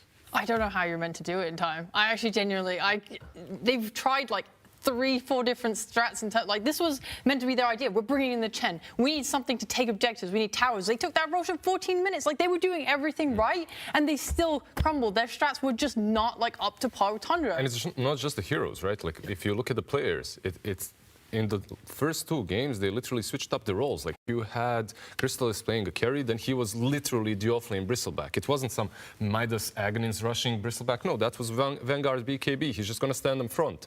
Nisha was the Leshrac, the mid laner, the classic playmaker. Then he was the Morphling, the ultimate win condition. They're switching everything up, and nothing seemingly works.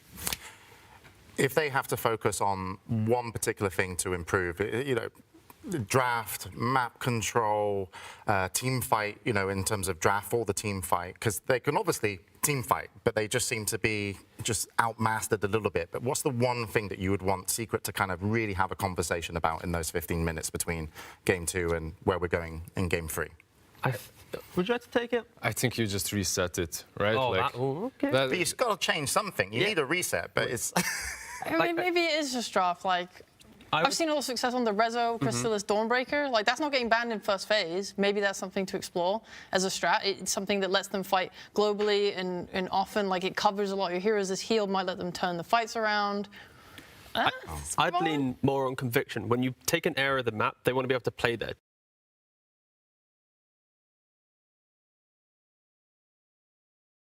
Don't allow Tundra to be able to sneak back out and then start skipping the waves that way. So if you have this early aggression, make sure you have extra catch to get there. Well, we'll see, because their time for Team Strat talking over. Puppey with Team Secret will re-enter the arena. If they are to take this, it needs to be a reverse sweep. Sitting with a 2-0 lead, Tundra, calm, cool and collected. They are smart, but Snaking said in his interview, do not overthink it. Don't try and get too smart, and that's exactly what they've done. They've just been able to play their game, and it's Team Secret that need to break it. This could be a 3-0. Tundra scary right now, and it's, even though it might not be if it was a 3-0, it's sure, as a fan for either of the teams, you want an absolute amazing game of Dota with all the back and forths, but really, if Tundra can take this 3-0, it's still so impressive. Now, let's be real. We want more games, right? We want more games than just the 3-0. But if you're Secret as well, you just need to focus on yourself. You can't let Tundra get into your head in the last best of 3. Focus on your drafts. Focus on what made you get this far. Because nothing works against Tundra if you're focusing on their heroes and banning them out. This is one of those grand finals where if Tundra win at 3-0, it's the celebration, the pro enthusiasts will be they just played such beautiful Dota. And this will now be how do we want to play Dota? The whole shift of DPC season will be, we'll look at Tundra. How do they skip waves? How do they always have the same element in every draft, even though heroes are different? Is there something you'd ban out, Sheep? Is there a big element of Tundra that needs to go? I don't know. There's too many heroes to ban for them. When I looked at last game, I think the biggest crack that I saw in their gameplay was when they were repelled from Secret's base and they were suddenly on the back foot of we have to get out of here. And I think Secret took advantage of that really well for a short time. They were chasing them down lanes. They were getting pickoffs. They were forcing them to use their ults, and they kind of fell apart for a moment. They didn't reset properly. Their resetting was usually really good, but when they kind of had to re-engage in the map, it felt like they were just kind of getting picked off on their Visage top. Stuff like that, if they can just apply more pressure from the side of Secret, maybe Morphling is too slow of a hero. Maybe they do need to just go all in on that hard tempo, all 5 heroes, go, go, go. Full divide Dota. Yeah, pretty much. That's how LGD started getting taken down at Arlington, for example. Now, how dangerous are Tundra going to be with a 2-0 up? Because already their drafts are hard to ban out, but now they have options. They've got games in the bag to kind of... I'm sure they don't want to throw one. You're shaking your finger at me, No. Tigav. You watch that interview, they are one. You know, they say draft. There's no need to change. We are winning. We shall win. We shall pick the same heroes. We have exactly. We have the second lowest hero pool in all of TI. We just continue winning. Like, they don't need to change. Imagine Aoi, right, staring at you with an expressionless face. He shrugs his shoulder. Why change it? When they can communicate, you know, telepathically, that's when it will get scary, but it almost seems like it at this point. But can Team Secret bring it back? That's what I want to know. I completely agree with what Shippo said. Focus on their draft, not the enemy. Focus on their draft and their gameplay. If they could be a little bit more aggressive, if they could be a tiny little bit faster like they were once they defended their base, it looked like they had that game back in their control. But then a couple of mistakes here and there, they just need to be more focused. I know it sounds like such a generic thing to say, but the moment they got the game back, they fed a couple of kills, unnecessarily kills on the side lanes. Yeah, and on top of that, have something that can kill Wraith Pact. A hero that can just get in there and kill Wraith Pact, that's like one of the biggest problems. They're playing with so much damage reduction on the side of Tundra. If you're able to deal with that and their map control and like how they do it, those are just the two biggest things, I think. So who are those heroes? We look at Snapfire or? Snapfire is a little difficult because she has to really like walk in there, but yeah. We'll see what they do. Well, we're ready here, and I hope you are at home because we're going to go into Game 3 of the Grand Finals of the International. Team Secret versus Tundra Esports. Grand Finals Game 3. Tundra Esports turn to ban. Thank you very much, James. And yes, welcome back, ladies and gentlemen. We're just about ready to get this Game 3 underway. So far, Tundra leading the way 2-0 against Team. James, and yes, welcome back.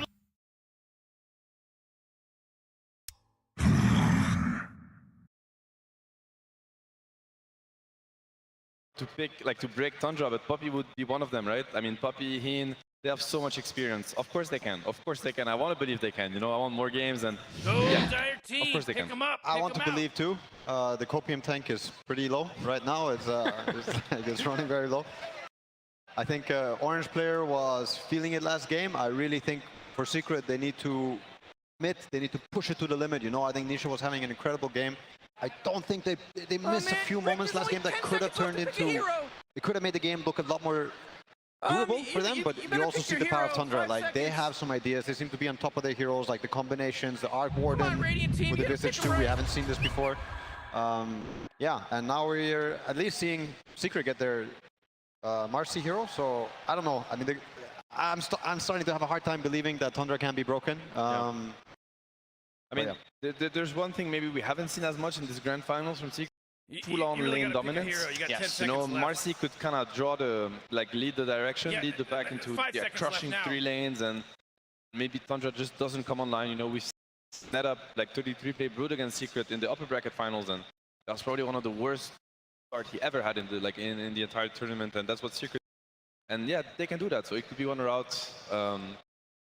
That was with Monkey though, and Monkey has been banned in every game. True.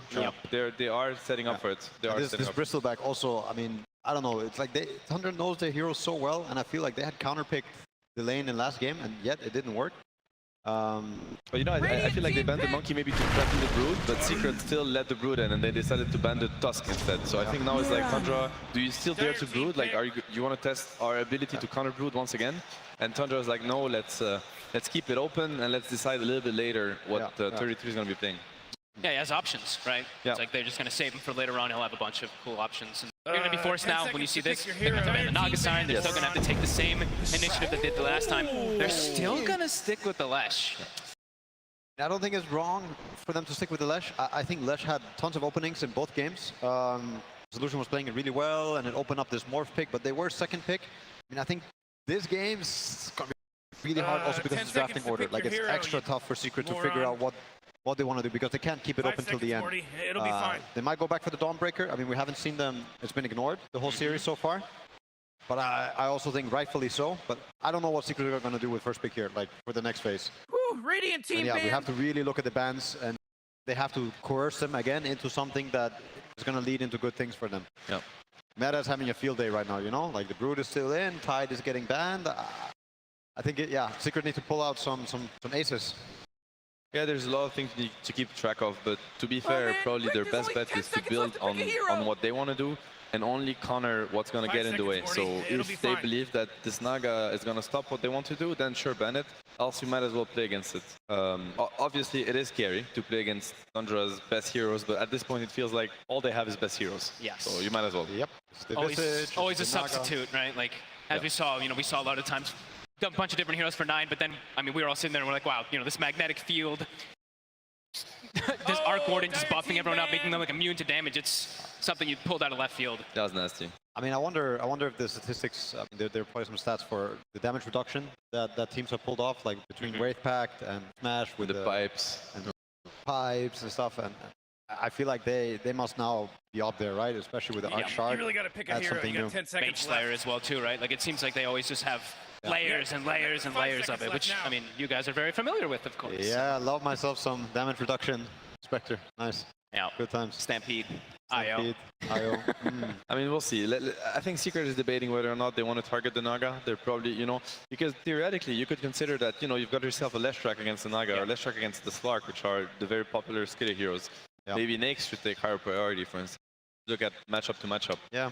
But it's, you're one game down, like one game away from getting eliminated, as in like losing the grand finals, and you give them the hero they've been dominating with. It's a hard call. Oh my God, they banned a Brewmaster. They ban up. Oh, interesting. Too, yeah. I feel very scared of the Naga. That's me. Like, I would not choose to play against it, but like Seb is saying, what are you going to choose to play against? They beat the Visage before, and it honestly looked very doable last game too. Like, they had moments in this game, even though they missed, I think, a few opportunities. It does seem like... Yeah, I don't really know. There's Broodmother too. Oh boy. It's just, so many options. So they banned the Conker out, and I think that they're really threatening, the Brood second phase with the Conker ban as well. Yep. I would really want to see Secret address the Mirana, like address the Moonlight Shadow, because I think it's actually what makes these heroes really scary, because they really get to disengage. Like this Tiny is going to throw his spells and not get punished for it. Guy in the other game and the 9 heroes, like I would want this hero to kind of, if they get too close to the action, to die. What about Zeus? Yeah, Zeus these kind of heroes, like Zeus Slash might be a lot of the same thing, but I wonder, like you play against Mirana Naga. Yeah, I think like very reliable lockdown. I don't know if it's Disruptor Glimpse, if it's Zeus, ulti. They need to find a way to stop Tundra from, poking, kind of, slowly, kind of, beating them down, like kind of agony, the slow agony of in and out heroes that are using the Moonlight Shadow, Just like long range, disengage all the time. A lot of those heroes are left in the pool. The Life Stealer we've seen that's countered the Leshrac a couple times that we haven't seen Tundra go for too much, but he's been banned a lot of times. The Naga Siren's still in, so what's their option? I mean, they get their Pango instead. They go for the Pangolier. Leaving things open for their last 2 picks, right? Now they have 33 as the pick of the litter, 9 Skeeter does as well. Same drafting scenario as game 1 when they were second pick. They picked the Saksa, the Snake King, and the 9 kind of trio, because these guys actually play as a trio. They play a lot in the Fog of War. As we said, they feed on Skitters and 33's map pressure. So this is what they want to play with. What they want to counter the Lesh early game tempo with, and now they're just going to decide how to set their silence up for success. And this next pick for Tundra is so scary. I mean, for Secret to pick, they maybe still want to address the Brood, right? Because, I mean, sure, Penguin is the meta hero, the 9 hero. Silencer. Now, Crystallis actually has played a lot of Marcy position 1. I don't know if he's done it officially, but in pubs he's been playing it a lot. So I think that's also an option. And maybe that's a hero that he feels like will counter Neta's pull no matter what. But isn't it really hard now? Like, you're also afraid of the 10 seconds to pick your hero. More meta heroes, and now you pick the Silencer. Like, I feel like if it's a +1 Marcy, I feel like it works. And to be honest, I like the global. Like, I really like the Silencer dawn route against Thunder. Oh, here we go. Okay, take it away. Nice. So now the Brew ban makes sense, right? Yeah. At least in a way. Makes a lot more sense. Yeah. Okay, they're taking it from Tundra. That is a... I think it's a good approach. Yeah. Don't you? Yeah. I think it's a very good approach. Also for the Mirana. We're talking about the Moonlight Shadow. We're talking about this long range. I think... I like the pick, but the only thing that scares me is you're now in the most important game, like the hardest game to play, and you're picking something you haven't touched yourself against a team that's probably the smartest at playing with it, so perhaps also playing against it. So, it's like, you have to execute it. Theory-wise, I like it, but... But what they picked before didn't work, right? So isn't it Sure. In a way, really good to switch it up. Yes, it is. It is. Even though, I mean, yeah, back against the wall, it won't get harder for Secret than this. 2-0 in TI finals. Surely, surely. Now I wonder, is this a Naga +1 or could it be flexible? That is what I don't know, because obviously we have not seen Secret use Naga as much. Does Sayak play +4 Naga? I haven't seen any of it. They haven't played it. They haven't played it at all. Yeah. So it's really hard to guess what they're going to do with it. Dire team banned. This Marcy could be core or support, so that's the flex, basically. Okay. That's the 33 hero. It's a beast into Naga, which is interesting, but he does like the axe build a lot. No, but I've seen it. It makes Naga suffer a lot on the lane. Like you think these illusions normally versus Beast, but Beastmaster has skill points you can put in different things, and it turns out that you can actually get a really good lane versus illusions. Like one avalanche plus the Beast, if you catch him summoning it, then you're left with just a naked Naga who only has Riptide. Yeah. Everyone has massive wave clear. It's like the typical Tundra. Every single person can push from the fog, clear creep wave almost instantly as well too. Chrysalis has played this in the past. I've seen him play it in the past in pubs, and you know, I think it's a fantastic hero versus Tundra. I see it. I mean, Tundra for sure is going to hate the lane pressure kind of against them. They really want to, and also they do have nice wave clear. I mean, Pengo's pretty nice. Beast is also decent, but maybe Naga's still too much. Naga will overwhelm it eventually. Yes, at some point. Yeah, at some point, this bottom and tiny, they can't push back against Naga. I want to ask, what's Tundra going to ban here? What are they banning for? Are they banning for a Nisha mid hero? Or are they banning for a Resolution offlane hero? I mean, I'm assuming that they're assuming Naga's one. I think the offlane heroes are more problematic than the mid heroes. Because it could be Sayak hero coming up too, and Resolution playing the Marcy. The Marcy also. Or it could be a Naga 3 or 4, which is maybe a little bit more crazy. I wouldn't assume it. Radiant team ban. Of course. I mean, that's probably more likely. Now we see the troll ban too. We've seen Rezo play Marcy quite a lot in the qualifiers and stuff like that. He was playing it offlane a lot. Yeah, they've been owning with the offlane Marcy. With great success. I wonder what his stat is, but I think it's very positive. It's tricky. It's tricky. We'll see what Tundra is going to decide to respect, because they also have to be taking a guess here. And it's not an easy one. So whatever they're going to ban is going to obviously tell us where they're placing the Naga and where they're placing the Marcy, assumingly, or what they care the most about. Obviously, they cannot know for sure what Secret is going to do. Lots of going on. There's a lot of pressure on these bans. There's a lot of pressure. Okay, so Shaman. That's interesting. So they're looking at Marcy core for Secret. So then in that case, most likely a Marcy +3 but I also and a Naga think +1. I think it's a very interesting read on the game, right? Like, why do they ban Rasta here? What does Rasta make? I think it makes sense with the Naga, right? It's like it's a lot to do with the Naga and what you're saying about like this hard lockdown, not letting heroes like kite around you. Shackle can be an incredible tool. And right now they have very poor lockdown. Like it's only Lesh Stun and Marcy rebound, which is very unreliable. Yes. Right. This Hex could have helped a lot. And it's also one of the Sayak classics. Okay, next ban. I think they really want the Marcy to be core. Obviously, they could still flex it. I'm not sure what Resolution could be looking at. Other than that, Sayak has a bunch of heroes, right? Like Sayak has a bunch of heroes. He has the Earth Spirit, which is a good lockdown. He has They Shaker, Dusk is out. Shaker. They do ban the Clockwork. Looking. For some reason, I feel like we might be surprised by how Secret's going to put the heroes, but maybe that's just my mind going pick Nisha's crazy. hero here, right? Nisha, what could Nisha be picking? Nemeth mentioned the Zeus. I don't know if it's that good here. I'm stuck on this Marcy +1. I can't get over it. Really? Yeah, I don't know why, but we'll see. This is exciting. 5 seconds left now. They're out of time, right? Is that reserve time? They've got a little bit. So. Okay, they've got a little bit more. 15 seconds to go. 15 seconds to decide. You know, probably your fate. Come on, Radiant a lot team, of pressure. pick 'em right. Misclick. Ember Spirit. Ember Spirit. All right. I mean, it's good for some reasons, right? Yeah. I'm not the biggest fan if we're doing +1 Naga with the Ember. I think there's a little bit of synergy, but there's also some synergy. It's just not all the way. I mean, it's a very good Ember game. But it's good, really good versus what they're playing against. Ember versus Storm, Tiny Pengo, like and even Roar. They're gonna have a really hard time catching this Ember. He has the backup of Global Silence. If he does end up catching a kind of a stun, he has the backup of Sleep. This Ember can be the king of the game. You know, so, Nisha can pop off on this. But do you still think that they're doing something weird with Marcy, or don't you just think it's going to be? I would assume it's a Marcy Leshrac. You know, Zayak Marcy, Rezo Leshrac, Naga Silencer safe in an Ember mid. Yeah, most likely. I would say so too. But so we've seen Nine. He likes to counterpick when he gets the chance to. I wonder if he's happy with this matchup, like the Pangolier. I mean, he has to be the Pango, right? It has to be Skitter here. Never mind. Choose your hero. Medusa. Right. We have not seen that hero. We haven't seen that hero, right? I think that's a first USA. Wow. I mean, that's a Skitter hero. We've seen him play it a lot in the past. Yeah. Okay, Medusa. Stylus is on the Naga, yeah. No funny business here. Do they have enough damage to take down a Medusa is what I'm thinking, you know? When Tundra starts grouping up and forcing... It's not easy for these heroes to take down Medusa because, you know, Lesh and Ember, Lesh, yeah. They might lack damage. Yeah. Probably that's what, Tundra is trying to abuse here. We saw one Naga earlier. I'm trying to remember who it was from RNG. He went for diffusal on the Naga, and it could be interesting again this game. Yep. I don't know. I mean, so Tundra's plan is to get this Dusa to a point where you eventually can go tier 2, go tier 3, and the group up is going to be really strong with the Beast, and the sieging is going to start happening, and that's Secret You better pick your hero. kind of demise 5 if it does happen.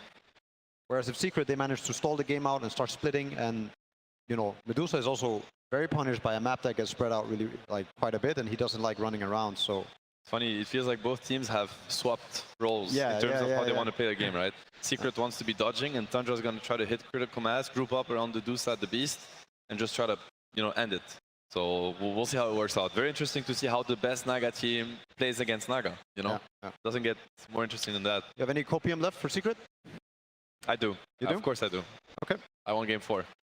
Me too. I really want game 4. We'll see if we're going to be getting that here. I mean, overall as well, Fog, you know, just sort of seeing Skeeter on this sort of hero. It's been, what, 2 games so far with Tundra. Each time, whether it's been Skeeter or 9, they've just had this core that Secret haven't really been able to touch. Do you feel that may be the case here again, or do you believe that Secret, they can make sure that neither of these 2 cores from Tundra get a free game? Tundra are magical the way they make space, especially for Skeeter, and I see 4 heroes that are pretty damn good at it. So let's see. I mean, they're the ones who know how to play versus the Naga Siren, so let's see if they can actually be put to us. I hope for a 5-game finals. I hope these players are in here and really enjoying the moment. You know, I hope we get some good done. Absolutely, sort of final words, Seb, you know, coming into this for Secret. We saw them able to sort of keep the positivity high at the end of game 1. Do you think they're going to be able to look at this game 3? There's a reason why Puppy was in the finals 10 years ago and why he's there again. Well, let's see what's going to happen here. We'll pass over to Slacks now. It's going to be Wabawi for some words before the game. Standing around. Relax, Morty.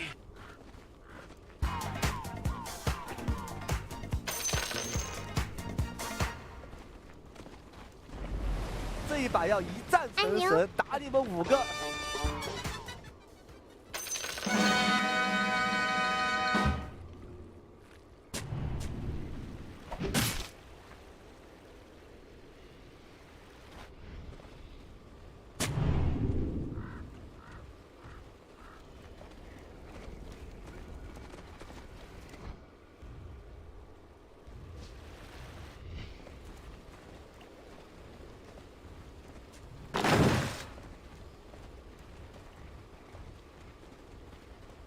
Oh, Morty. Oh, it's about to start, Morty.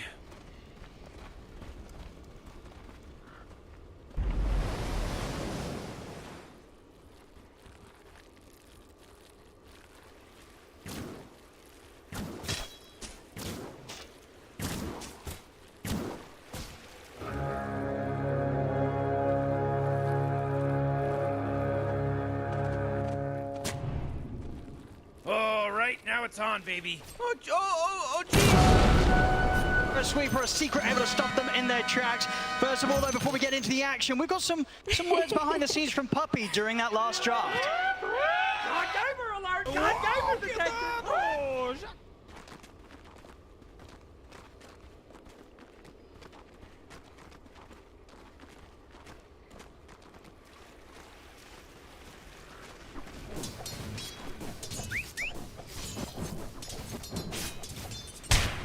trying to sort of build spirits coming into this game 3.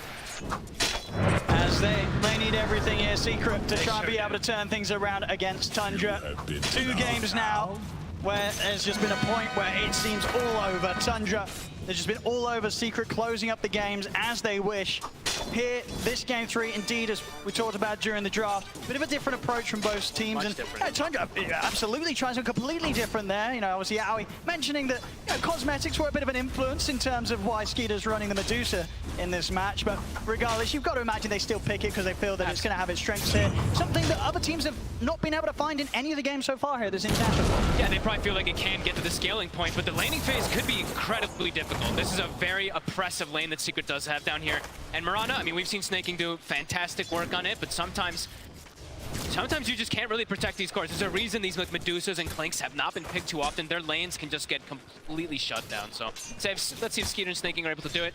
Right away, we're seeing those immediate tangos. 4 or 5 of them are already being passed off to Skeeter. He's going to have to bring more down because of the harassment that's coming out. Of course, one thing that's going to be feeling good for Secret, we're seeing already some action from it here down bottom. Zayat's getting his hands on the Marcy this game. One of the stronger heroes from the tournament.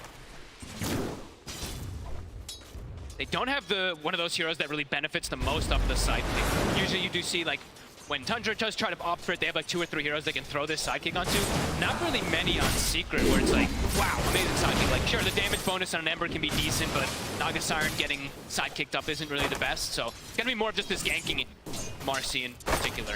And do you feel a bit more comfortable overall with Secret's approach? You know, this game, Crystalis, playing what you could only describe sort of as a more traditional carry, right? It's not this Pudge or Bristle that's going to look to be forced to get involved at an earlier time. He can look to sort of take the game a bit more on his shoulders as a harder carry as the Naga Siren in this game 3. Yeah, I mean, eventually, like, he should be able to eventually definitely take over the map, and they do have those elements to be able to push it and use those side lanes. It's very, like 702 were saying, it's like the script has shifted completely. It almost looks like a Tundra draft on the Secret side, except for the silencer. So could definitely see Crystalis perhaps get to that point, but let's see if he's able to with the pressure that comes out, because Tundra, you said, super oppressive. It looks like Skeeter, he's having a little bit of a rougher one. As we've seen, Snaking actually getting a lot of last hits in this lane 6, because Skeeter's being pushed off a lot from this aggressiveness. I mean, that's sort of something to be said there, at least Snaking, making sure that not too much is getting missed from the both of them. Yeah. I'll see top. Puppey, he's going to look to chase out Saxer a little bit. Saxer will be fine and into the trees. I mean, mid lane, this time round, having the Ember Spirit here for Nisha. I mean, what's sort of your thoughts on this hero? I mean, later on in the draft, is this a game where Ember Spirit is going to have the luxury of sort of darting around the team fights, or is there a few concerns for Nisha? Definitely some limited disables on the side of Tundra. He could have a spectacular game. However, Ember at this tournament has been having some difficulties, of course, kind of committing into fights. We kind of just run out of steam at some point, it feels like, on this hero lately. So we'll see what he's going to be able to make of it. Top, Saxa. He's trying to trade with Puppey, but Crystalis will step up, make sure that Saxa can't continue to stand his ground against the silencer. Now we see the build, of course, from 33. It's Axe Max, but also just he started with the Sage's Mask straight into the Bassi, starting some Mangoes. It's typical approach from Tundra and just keeping the spam on. You see top CS. Sort of a Secret in terms of, obviously we talked about how Tundra can deal with the mid. Secret, you know, for Secret, how well are they going to be able to deal with 9 when he hits this point where he's coming in with those early rotations, heading to the side lanes with the Rolling Thunder? Can they deal with the Pango's aggression? He could be big problems. I think we have to watch for these globals, if he's able to catch it, like in between these rolls and stuff like that, how much Puppey's going to be able to do to catch this with the combination of Nisha.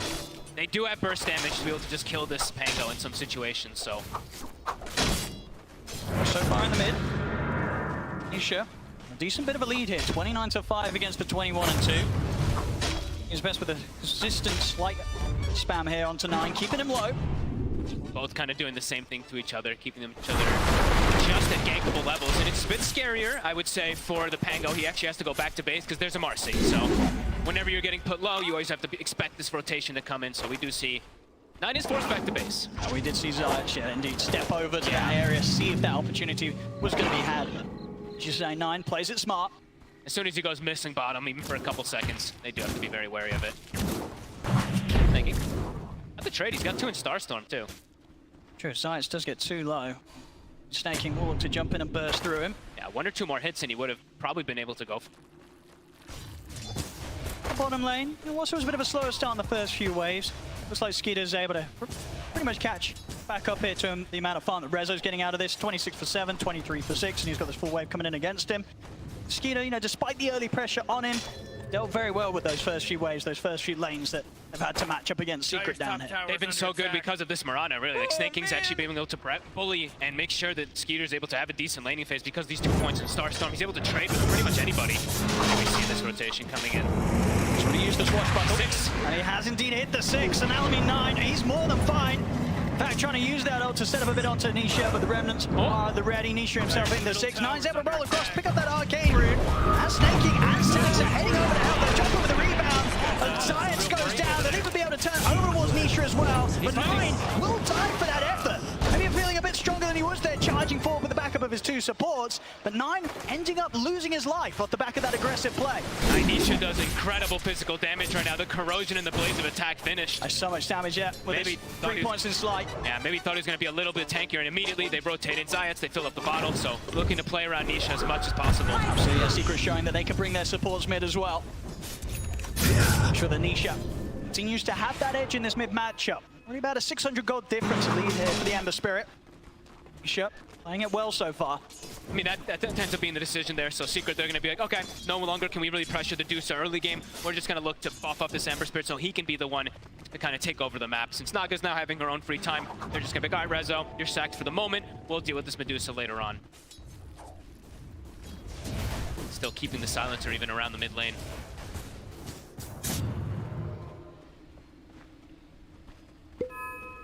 $33. Looks like he'll give some of that top lane to Saxa. 33 will start to clear a bit of the stacks. Prepared here in the triangle. Yep, he's got his helmet creep finished up too, so now he can look to actually pressure the lane. Once he's got this creep, he can go back up there. Bottom lane. Taking a bit of an effort onto Skeeter. Mana's starting to get pretty low here. Damage resides in Resolution. Snaking on target though. Holds back Rezo. Limits the ability for Secret to continue to Skeeter, but seeing pressure needs to come even. Down. Immediately at the not one of just come up in the middle. Watch the Marty. We've actually last game the same thing. The lane early. We'll go to jump and making the trees. Oh, Radiant's bottom tower is under attack. Secret. You have been allowed to get Radiant has fortified their structures. Radiant's bottom tower is under attack. Can. Secret's up with that. A bit of a cat. Crystallis. She's back to follow. I need to jump. So what? Secret. Pressure on down bottom. Tonga. Crystallis alone. As soon as the Outlaws finished up on the base, shut the lane, gonna catch high. Even now, some of his jump, take over the back rune as well. Looks maybe should tag away or something. Dire's top and maybe try to under attack. That, but maybe because he's getting not the tower on the side of Secret, and tower is gonna Snake is nicely done from the snaking back. Clutch his resolution. That's a killer. Secret. Oh, beautiful play. I've seen he. I've been sort of pretty Tundra's off that. Skeeter on his move. Make sure there's 2 set and sort of deep area on that off. They have to bring so really like the play for Nisha.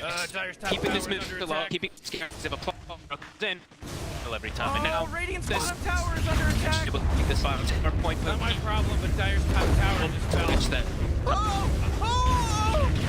Radiant's bottom tower is under attack. So helps us to close out now. Off this. Way to go! Radiant's bottom tower very much having the gone. strengths overall. Three, man. Making the money on this big match. See, a lot of this match, there's been a few top worth when it was fair. Literally, it's clutch. We'll see now if there's play to invade the ancient area. That's the specialty is farming ancients. Small games with Tundra. Yeah, you don't do this for Skeeter. You play hero, so let's there punish him. Sort of in comparison, drafts different games. This game 3 a little bit more of a sort of early Secret have a bit more chance to shoot him down early? Absolutely. It takes time before she wants to show up at all. So let's look to be playing big aggressive, have to really avoid it. He's the big playmaker. If they kind of move the see if he uses the opportunity to go sentry down to now. No, but just watch. Grab up. Nine is still lingering back. Maybe do something. Stop the flank. Low on mana as well. When it's to throw. There's the opening for 9. Hit the run to the global. Stun. They try to stab the global. So then. Science, he's fighting. Nisha. Help me out to take some. Nisha, never done it with the run. Pick up a couple minutes. He has it up.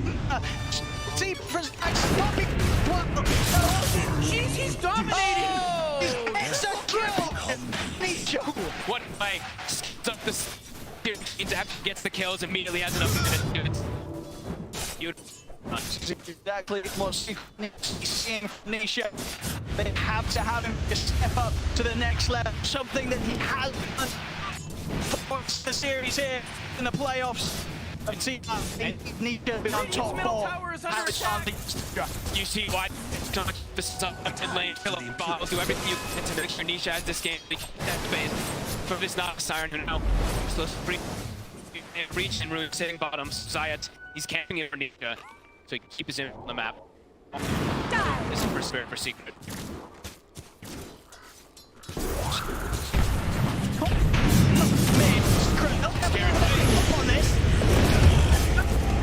Guys, the damage has been done. A risky position, but defending himself under attack.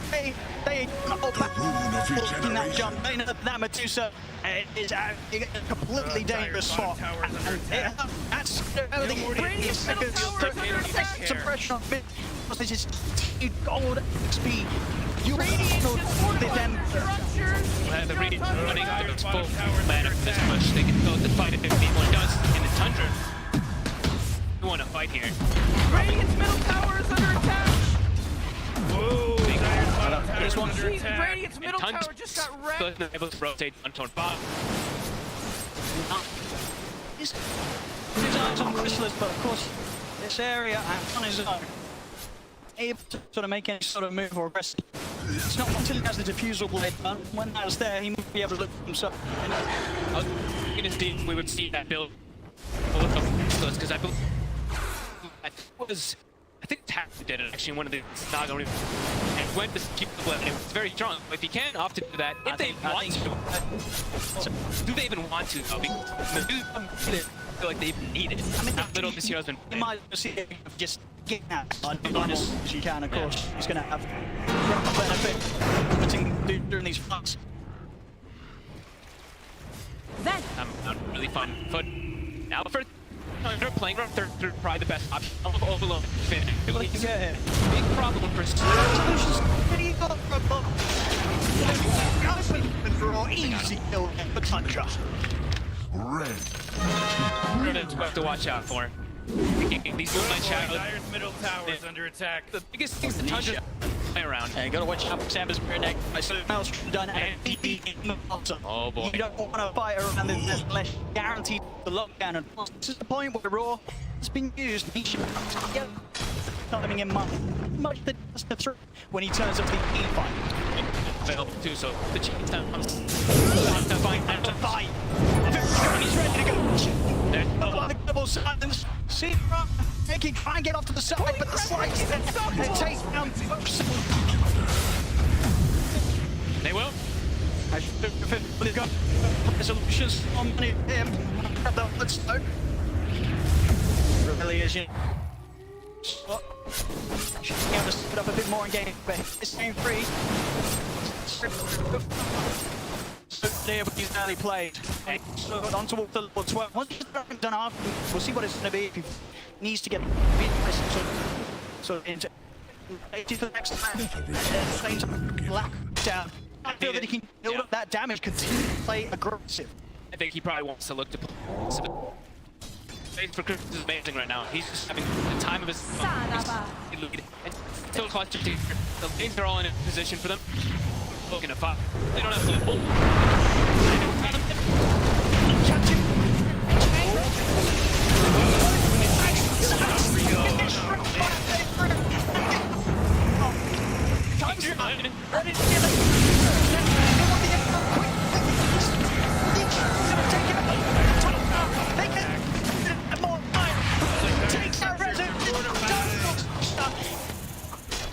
Towards the tier 2, they'll continue to try and chase him. Chains back up. Nisha starts to sort of think they're a bit risky. He's going to get caught by the avalanche. Nisha goes down. As Tundra, they hit back hard, straight down the mid. They take out 4. And now Secret, they're looking for the fight. They're like, we don't have global, we don't really care. We can still look to get this, but an avalanche from the high ground. I think catches, what, 3 heroes? Axes as well from the Beastmaster, catches multiple. Tundra in position perfectly to counteract Secret. Yeah, as we've seen time and time again for Tundra this series, they know when to go. You give them any sort of opening, and they just go straight for it. And both supports taken out, and then they know it's their time to run down. And it is this sort of timing as well. 33 for the most part. He's been getting so much farm out on his own. Now he's looking to play with the team. Set up action, rolls back up, opens up on a resolution. TPs are coming in, but Rezo gets burst. Here by 33 and Saxa. Tundra, they're really starting to get the ball rolling once again. I-33 is just a monster. 3-0 and 3. Every time he shows up, they're just He's so level. farm. Look at his farm. He's level 14 as well. So much pressure as well. 17 minutes in, this tier 2 starting to fall. Tundra, they're sticking around here on the aggressive against Secret. Oh, he does have the global up. They have to try to take out this 33 Beastmaster somehow. He's doing way too much damage. Chrysalis is still getting all the space in the world, but that is a pretty devastating hit. Losing Nisha like that. Absolutely. We're going to get to see Chrysalis have an impact this game that he just hasn't had in the series so far. Sure. Both Game 1 and Game 2, he just never really got the farm, pretty much stuck at the bottom of the cores. It will be a different story this time, so Chrysalis will absolutely feel a bit more powerful when those inevitable team fights occur that he has to turn up to. That being said, also though, Skeeter has started to get ignored a little bit because of the moves Tundra's been able to counteract for Secret. He's got Manta. Now he can freely push out those waves without having to show his face. He can actually survive in most situations. That's very true. I mean, as you said, hard. on the Medusa, you're always going to have a tougher time opening up in this sort of game. And Skeeter, arguably, he's got through that tough spot. He got through one of the tougher ones, and he's always going to have excellent Mystic Snake targets. You just throw that onto the Lesh in most situations. You get so much mana back in the fights. Secret have to be careful in these next few moments. Can't make another mistake like that. Gonna smoke up. Nisha still having quite a bit of gold in the bank. 2,600. See snaking poke at the wave mid, but they want something much bigger than that. They want 33's life. This is the best kill. See if they can worm up here with the combo. Straight in, already 33 on the side. They find the change. That's here to help out. Rolls back up. They turn with the roar onto Resolution, holding back the Leshrac. They'll turn his attention over towards Saxa instead. But Tundra, they want to look to try and take this fight. 9 rolls up straight up the high ground. He's got the opening star on the Resolution. The roll continues, of course, through the song as Resolution's taken out. And 9, he's ready to close it on Chrysalis as the song comes to an end.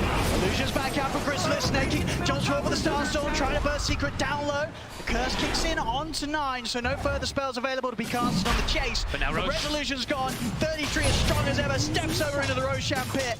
They were so close to maybe catching 33 by surprise, but they couldn't quite find the initiation off the back of the rebound. They waited. So they're trying to poke at them here, Secret. So they deter Tundra from committing to the Roshan, but it's rough.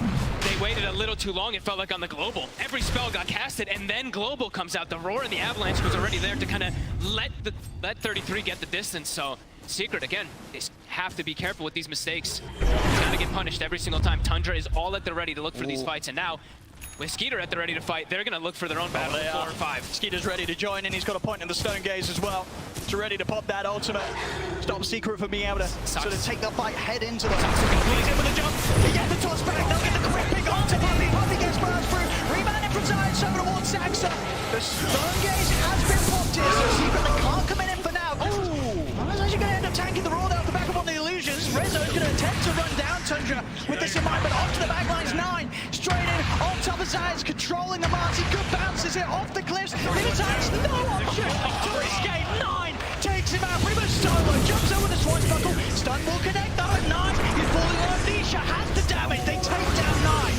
Can they chase for more. They've got the curse onto 33, Rezo. Wants the Bloodstone, getting that banner back up, he's ready to chase. He's closing the ammo, Beast Mouse is going to be the one for Secret. Triple kill for Nisha.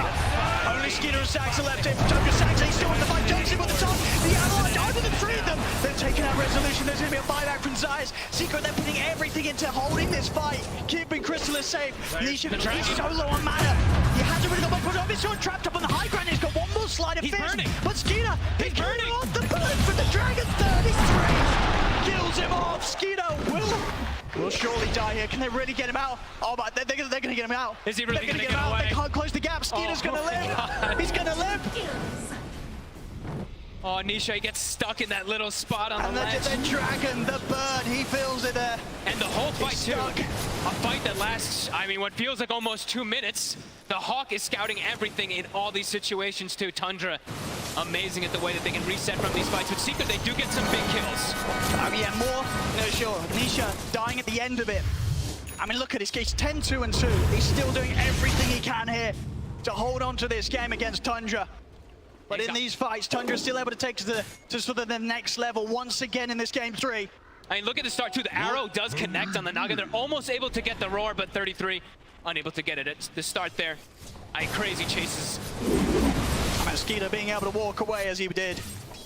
That's definitely going to feel frustrating there for Secret. I mean, the way that they're able, just the reset, the constant reset and jump forwards, the way they play around these cooldowns. Saxa, how many avalanche toss combos was he able to get in this one? How many axes did you see thrown out? We'll see Skeeter about 2,300 gold away from the Skadi. Couldn't kill him easily enough then. Once he's got his next item done, he's going to be such a huge terror in these team fights. Crystallis too, though, still getting big. The Orchid is finished, so he also has a level of control, perhaps, to catch this Pango. They're ready to make the move. They know Roshan's up. They don't want to head straight into the pit. They want to try and get a pick off first. Secret relatively prepared, though. The fourth and grouped up. Rezo, the one to be pushing out alone. TP on cooldown for 9 seconds. We'll see if he's able to get out of this area of the map in time. They always have the Hawk scouting out, trying to get information. If they get the initiation onto one of the big heroes of Secret, it's going to be really tough comeback. Even though they have global, one of those heroes will probably die instantly if Tundra does get that drum. We see sort of from Secret as well. They, Skeeter pushing out the mid lane as kind of aggressively as he was over on Secret's half of the map. Secret, I suspect that something's up. They're sticking together, and now, sort of keeping the timing in mind, knowing that the smoke from Tundra's probably come to an end. They might try and sneak a Roshan off the back of their own smoke, though, rather than look for a kill. They're straight into the pit. 33 shows bottom. They know that they've got a bit of space to go for this. The question is, can they do it fast enough? It looks like they do with the Unleash. Drop down. Tundra do have the split push coming on, but yeah, this Roshan. That's a big move from Secret. A lot of smart timing there with the smoke. Now Rezo probably feels a lot safer. He can charge in, almost BKB done. He's going to be able to commit into those backlines easier. Secret find themselves a pretty big window here. See what sort of the play is to be here from Tundra. A bit of a different position to what they've been in before in the first 2 games. Secret having this first Aegis on Resolution, who for the most part very much has been the core that Tundra have struggled the least with taking down. Now he's got that Aegis. Tundra, they're going to have to think twice about how they go about these team fights. Still going to try for it though. They're in with the smoke. Shadow 9. They burst onto Bobby. Caught out the Pango, but onto the side. Zayas been caught by the roar. 33 commits straight down. Takes out Zayas, but Nisha's in.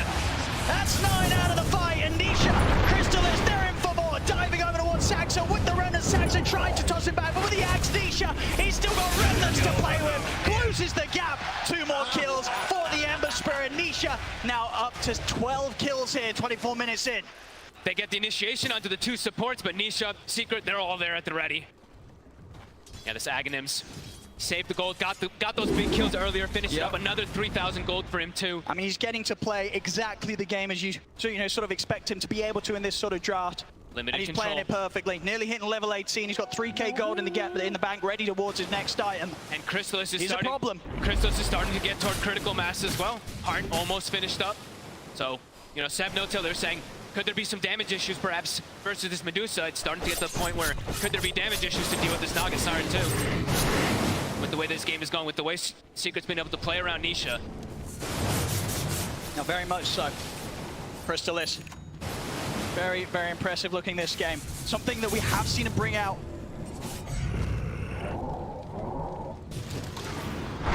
Look at the first 2. Poppy. Get caught out quite a few times. Secret. There's not Nisha, who go in with the first few renders. Resolution and Crystals are heading over. They've lost both support Secret, but it looks like the core still want to try and take this fight. Scotty. And Resolution, he's walked into this. Set up into the arrow. Rezo, he's out the once. I mean, can they protect him at the same time? They do have the sword. It's only level 1. They might have to use it here to disengage. I don't think Secret. It's tiny though. They're not going to want to stick around for this 9. It's only level 1 sword. He's in with the chase. He's got the slowdown in the fusion blade. Overwatch Crystallis. They jump in with the combo. Crystallis get blasted into half health. Skeeter, in the roar. The sword buckle. He's gone. They have the damage. And they're ready to look for more. He's put the BKB Resolution, but Skeeter in position on top of him with the Skadi. Puppey back in action. Pops the globe with a kill off 9 for the dive. Skeeter friggin' The Reds and Tundra, they're still pushing on under the tier 2. It's Resolution down. Nisha, he's got one more remnant. He's going aggressive. Nisha. And now Skeeter. Look at the catch. The dispose. He's going for the TP. Have they got anything to stop it? They do not. They don't. Skeeter's out. I'm going to feel that fight all in all. Certainly could have gone a lot worse there for Secret. A very bold decision, right? They lose their 2 supports. They still try and force something with the 3 cores. Doesn't look too great of a move when they lose the Aegis as quickly as they could, and Resolution dying very quickly. But somehow, some way, they're able to punish Tundra a little bit for that aggressive move towards Secret's own tier 2. I mean, it's the Nisha show, really, right? He's the one who's doing all the damage in the fights. If he's not controlled, he still is able to do a crazy amount. But they do get the Naga. That's the big kill. Skeeter survives, and they get Crystallis this time. Yeah, 15, 2 and 3 here from Nisha. He's giving it his everything, and he has to. Full Kaya Saj finish up after his shard and his Aghanims. So his damage still crazy.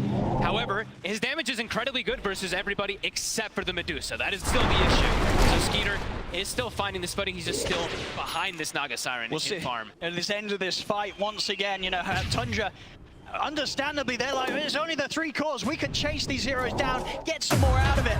But they end up losing heroes themselves. Radiant's courier got Unleashed from Zyrus, we get out a Sentry Ward and a courier from this. To move forward towards the Secret, they have the full 5-man in the area. Nisha very much fit to fight. And Puppey now has an Aeon Disc, so if they do catch him in some of these situations, he will get the global off for his team to follow up. Certainly will allow for a chance of a bit of a different outcome, as we've seen pretty much the last 3 times. Tundra, they always find him and sort of force Puppey to either not get the global off at all or use it in inopportune moments. See Cloak of Flames now picked up for Crystallis, so easier ways to cut waves, take it for his illusions as well. See there on the win probability still, so very much a strong belief there in the power of Tundra. How much farm Skeeter still has, how much farm 33 does. You know, 33 gets to play these fights with his Summers Alive and sets up with a roar. His impact, it's going to be big in these team fights. Secret holding the high ground. Tundra trying to break back into their own jungle with this smoke. They have this ward. They see they see at least 2 or 3 heroes right now in Secret. It's difficult areas to fight for Tundra, even if they're making the jump off the back of a smoke. They see Puppey with the Aeon Disc too, so maybe gonna look to poke and prod it, force it. Rezo forcing bottom tower with Edict. Radiant's bottom tower is under attack. Almost drops down. And Tundra, they opt to just go elsewhere. Yeah, they have no interest in defending this tower for now. Yep, looking to probably finish up the next 2 items. Skeeter still not feeling too strong. He's going for the Maelstrom build. He's starting to feel perhaps that Naga Siren will be an issue. All right. Okay, yeah, going full in on the dealing with the illusions. And understandably, indeed, with how much farm Crystallis has, continuing to hold on to that top spot in net worth. Oh, not good. Neck and neck game. Closest of the 3. I mean, it really has. We've seen sort of the trajectory of the series so far. Game 1, Tundra, a complete stop. Game 2, Secret very much having much more life to them, but still not enough. Now in this Game 3, Secret in the best position they've been in today in terms of being able to take a game off Tundra and holding on to their chances here in the Grand Finals. And in terms of scaling overall with their draft, right? They have the Marcy who's going to be able to scale really hard. Nishas have this fantastic game. Crystallis is at the top of the net worth, so... And scaling, they should be able to deal with this Medusa. As long as she doesn't get too big like a Rapier at some point. Eventually, you do feel Tundra's draft can start to fall behind versus what Secret does have this time. Radiant's middle tower is under attack. But that's been said a lot of times for Tundra, and Tundra has done some miraculous stuff. This is a team that can very much find a win in even the tougher situations later on. One of the reasons they've cruised to this grand final straight through the upper bracket. Tundra, they have so many strategies, so many solutions for every single possible position they can be held in. Look at this flank. Shadow, they see the smoke. Oh, Crystallis. Step up into this, puts the illusion 9. He's going to look to jump for the backline. The global silence out, but the Rolling Thunder's already there. Chrysalis trying to keep them safe here with the Song of the Siren. Nisha swinging over towards the backlines with the Remnants. Chrysalis having to back away from 9 over the river. Resolution and Nisha. They're on Chrysalis to the sound set, but Chrysalis, he needs help. It doesn't look like he's going to get up. Maybe that disposes every time. It's not enough. Nisha, see if he can get any sort of a clean-up. Jumps to the Remnants. He's trying to chase down Snakey, but Secret, they've already lost 2. They'll lose sides as well. Tundra, they'll take the fight around the mid, and they'll look for more. Over the wall, the chase onto Rezo. He's got the BKB, but Skinner's in with the Scotty slow. Rezo goes down as well. 4 dead on Secret. Nisha, he's still got Remnant to play with. Should be all right. The root. Will catch him. The roar. Got the roar. Do they have enough? And it's the Hawks crashing down onto him. It's a little bit more, but not enough. Nisha still able to get away. I mean, looking up for him. 33 hadn't quite picked up the Hex. Next time around, the Hex, it will be there. 33's got it done. But they just, in this fight, they just get the perfect wrap run. They stick on Chris, and nobody helps. He gets a global to kind of cover him, but nobody else is able to actually get him into a better position. I mean, they full focus him. It very much was a case of just biting off a bit more than they could chew. You see, sort of the plan here from Nisha. He wants to jump to the back lines, try and look for the easier kills, and then off to the side, sort of this heavy attempt from Secret to sort of commit it. And try and help out Reza, you know, get this kill on Saxa. All this sort of split focus means that Chrysalis, he's got no help at all. No help whatsoever. And they do have enough damage. If they're able to stick on him like that, they will always have enough damage to deal with this Naga Siren. Tundra now 4K lead. Right after we're saying that perhaps they could have some struggle, they find a beautiful angle, and now you said the Hex is also finished up for 33, so for Nisha, he's actually got a much harder game in front of him. He's got to be careful, he's got a little bit of protection, of course, with the status resist. The guy is now just trying to get the Linkers off next. In the mid, they're going to toss back into the arrow, into the Hex, they're looking down, Nisha's gone! Oh boy. They have the power to deal with him right now. They're feeling themselves. Instant smoke, the roar's still available. They want more, 70 seconds. He just spent the gold. I mean, you know, Secret, they definitely are going to be feeling it after the outcome of that last fight. They know that Tundra's got this lead against them. Got to be sort of that really concerning feeling just sort of deep in their gut. When you get behind Tundra, you struggle immensely to get a hold back at the game. It's something that teams throughout the entire TI have struggled to do. Trying to turn around against a lead at this point, against this squad.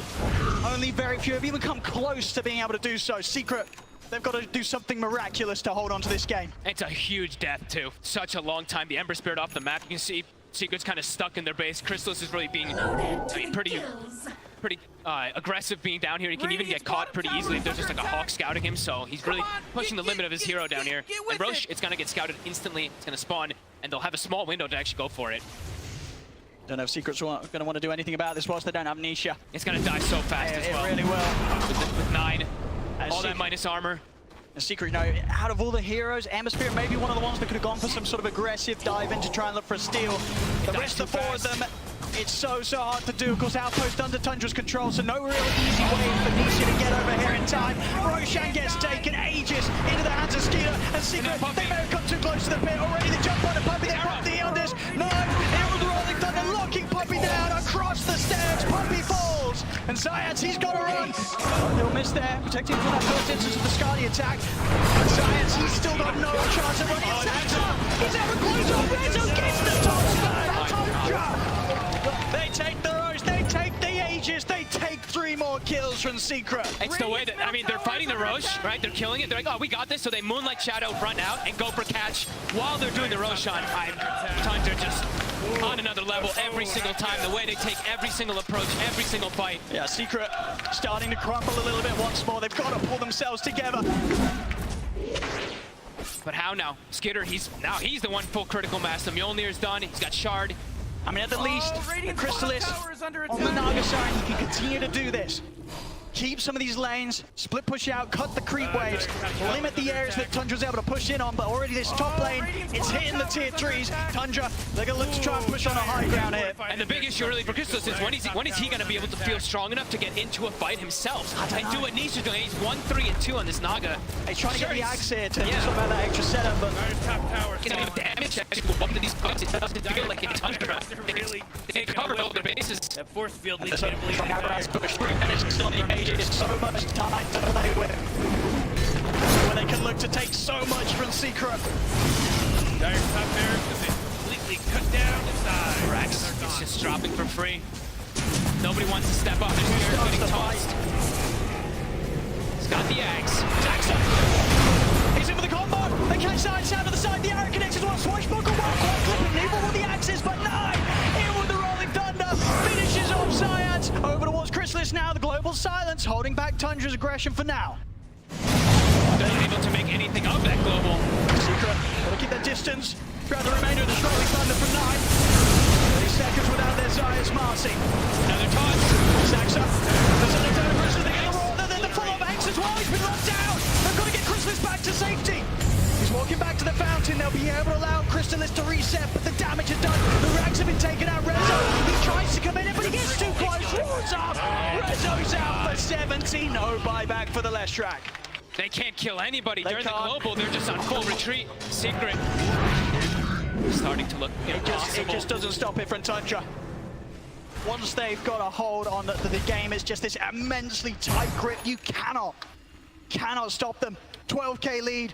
All it takes is one fight, really, from Tundra. We saw 28 minutes, right? Things were kind of even, and then kaboom. They find absolutely everything they needed. And now Secret, they're pretty trapped. They've got the Lincolns now for Niche, but as we said, where's the damage going to be coming from? Everyone on Tundra's feeling a bit too tanky with all these new items coming out. And just, you know, as always, you got to really point back to sort of how impressive it is for Tundra to do with this last pick Medusa, something that no one else was doing, something that was, by the sounds of it, from Maui, sort of picked on a bit of a whim. Skeeter, he got the new Crimson Witness for it. He wanted to play it.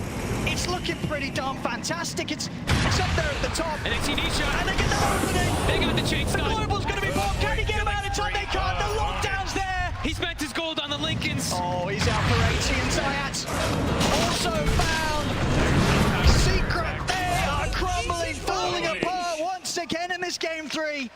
Tundra, they just know how to break you. And they just know how to play with this vision, right? The Hawk this time around, it always seems to be scouting. Whoa! They just killed Radiant's courier. I believe they also now, that was the gem that they just picked up, gave to Nisha, and he didn't last with it for very long. Now it's on the Beastmaster. A full refresher, also, this Beastmaster, 33, a menace this game, 12, 1, and 16. I mean, there's so much pressure on Chrysalis right now to just try and keep this game going. Resolution as well, they're doing everything in their power here. Secret to just cut these waves, push them back out. Good call there with the BKB TP out. If that BKB didn't come, Resolution was dead for sure. He gets himself back to base. Secret, they're trying the best to prolong the game, buy time for Nisha to get back in, and that will certainly be the case. He'll be back up in 30. Secret, at the least, despite this incredible lead that Tundra's starting to grow against them, they were able to hold them off, give themselves another chance, but each and every time, that chance becomes slimmer and slimmer. I mean, the Rapier is queued up for Nisha. He's really starting to feel it. And, I mean, Chrysalis, he's got the Bloodthorn queued up. Perhaps this could be some solution to be able to focus fire some targets, but he's got a lot of money towards it. He does. Tundra just, they're just playing so well off each other, protecting each other with Lotus Orbs, Force Stabs, etc. They have so many, 9 snaking both with those Lotus Orbs. So even if someone does get focus fired either from a net or from that Bloodthorn, they'll have ways to bail them out. As we've seen them do time and time again. And now, their base, right? The base is just being shoved in constantly. Tundra always going to be able to shove those lanes in. So much damage. Nine with the Bloodthorn, the aggressive, you know, the offensive arms, the defensive arms, the Lotus ready to bail Skeeter out of any dangerous spots. They have everything to just sort of empower this Medusa, allow Skeeter to just enter the front of the fight. And it will be so tough for Secret to take Skeeter down at this stage. They're even starting to get, you know, these tier 4 neutral items, so Global starts to get addressed as well. All these dispels, Tundra continue to stay as a unit. Secret continue to be trapped. Puppy. Just gonna try and come out, maybe get a bit of vision, bit of information. And to take the outpost back, or at least tease with the idea. They're risky. Still under cover of the smoke. Oh, do they see it? Come on, Pigs. I mean, they want the bigger target. They've got themselves on top of Nisha. Uh-oh, jumps left. They're pinging it. I mean, his TP's on cooldown. That was put to a stop there by the jumper Saxon, so he has to make his way back to the base with a few remnants, but of course he's still got many to play with that Aghanim, so he'll be fine. Secret able to get everyone back to the base, but indeed Global's down. Maybe a bit of an opportunity for Tundra to once again try and take this game to the next step, look to push down for another set of barracks. We'll see how much they want to force it. I think they're kind of on chill mode until Skeeter hits 25. If someone walks into them, they can look for the fight, but Skeeter It unlocks a whole new potential of the hero when you hit 25 on this Dusa, especially versus this Naga. I mean, it's true, and sort of the big thing that's standing out as well is just sort of the levels. You know, Tundra, they're able to get so much XP from the map with these kills. Skeeter just about to hit level 25. Yep. Meanwhile, for Crystal, of course, all of his farms pretty much done by the illusions, split pushing out the map, still stuck on level 19. Still a ways to go before he's really going to be feeling in a position to be able to stand his ground against the cause of Tundra in the team fight. And a ways to go, really. Zayats, you know, he was getting close to BKB, what, 12 minutes ago or something? He still doesn't even have it done, so the scaling for them has completely stagnated. While for Tundra, it feels like all of them are scaling more and more with these small little items to protect each other. Not really sort of any easy target that, even with the BKB on Zayats, that he can sort of just commit in on with the Unleash. No. They've got ways to kite him out. Zags has got the items, Blinks, Forces, Yules. And multiple ways to get that dispel, as we see. Witchbane's done, or Witchbane's picked up from the Medusa, and they did, I believe, have the Stormcraft on the Tiny, so yeah, ways to just reset away constantly, which has been kind of the bread and butter for Tundra, resetting, retaking fights over and over again. And 25 now. Medusa, Skeeter, he's got the talent, so they're ready for their fights if anything comes to them. Playing it safe probably, though.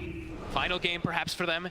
Playing around this Roshan timer, it's soon to spawn. That's it, exactly. They can taste that victory. Yep. They know how close they are to claiming that Aegis of Champions. Every single time we see Tundra take the safest route out. They do not let these leads slip away, and they're going to do everything to make sure that nothing changes from that in this all-important Game 3. It's got to be frustrating for Secret at this point, knowing that they can't make any move outside, but at the same time also, if they give up the Roshan, they probably just know that there's no way for them to bring down this Medusa twice. So the big item pickups that they are going to require is Chrysalis. When he's next time done, it's going to be opting for the Nullifier after Bloodthorn, so some further aggressive sort of setup that they can play with. Hard for him still just committing into these fights at this point. Tundra just has so much to deal with him.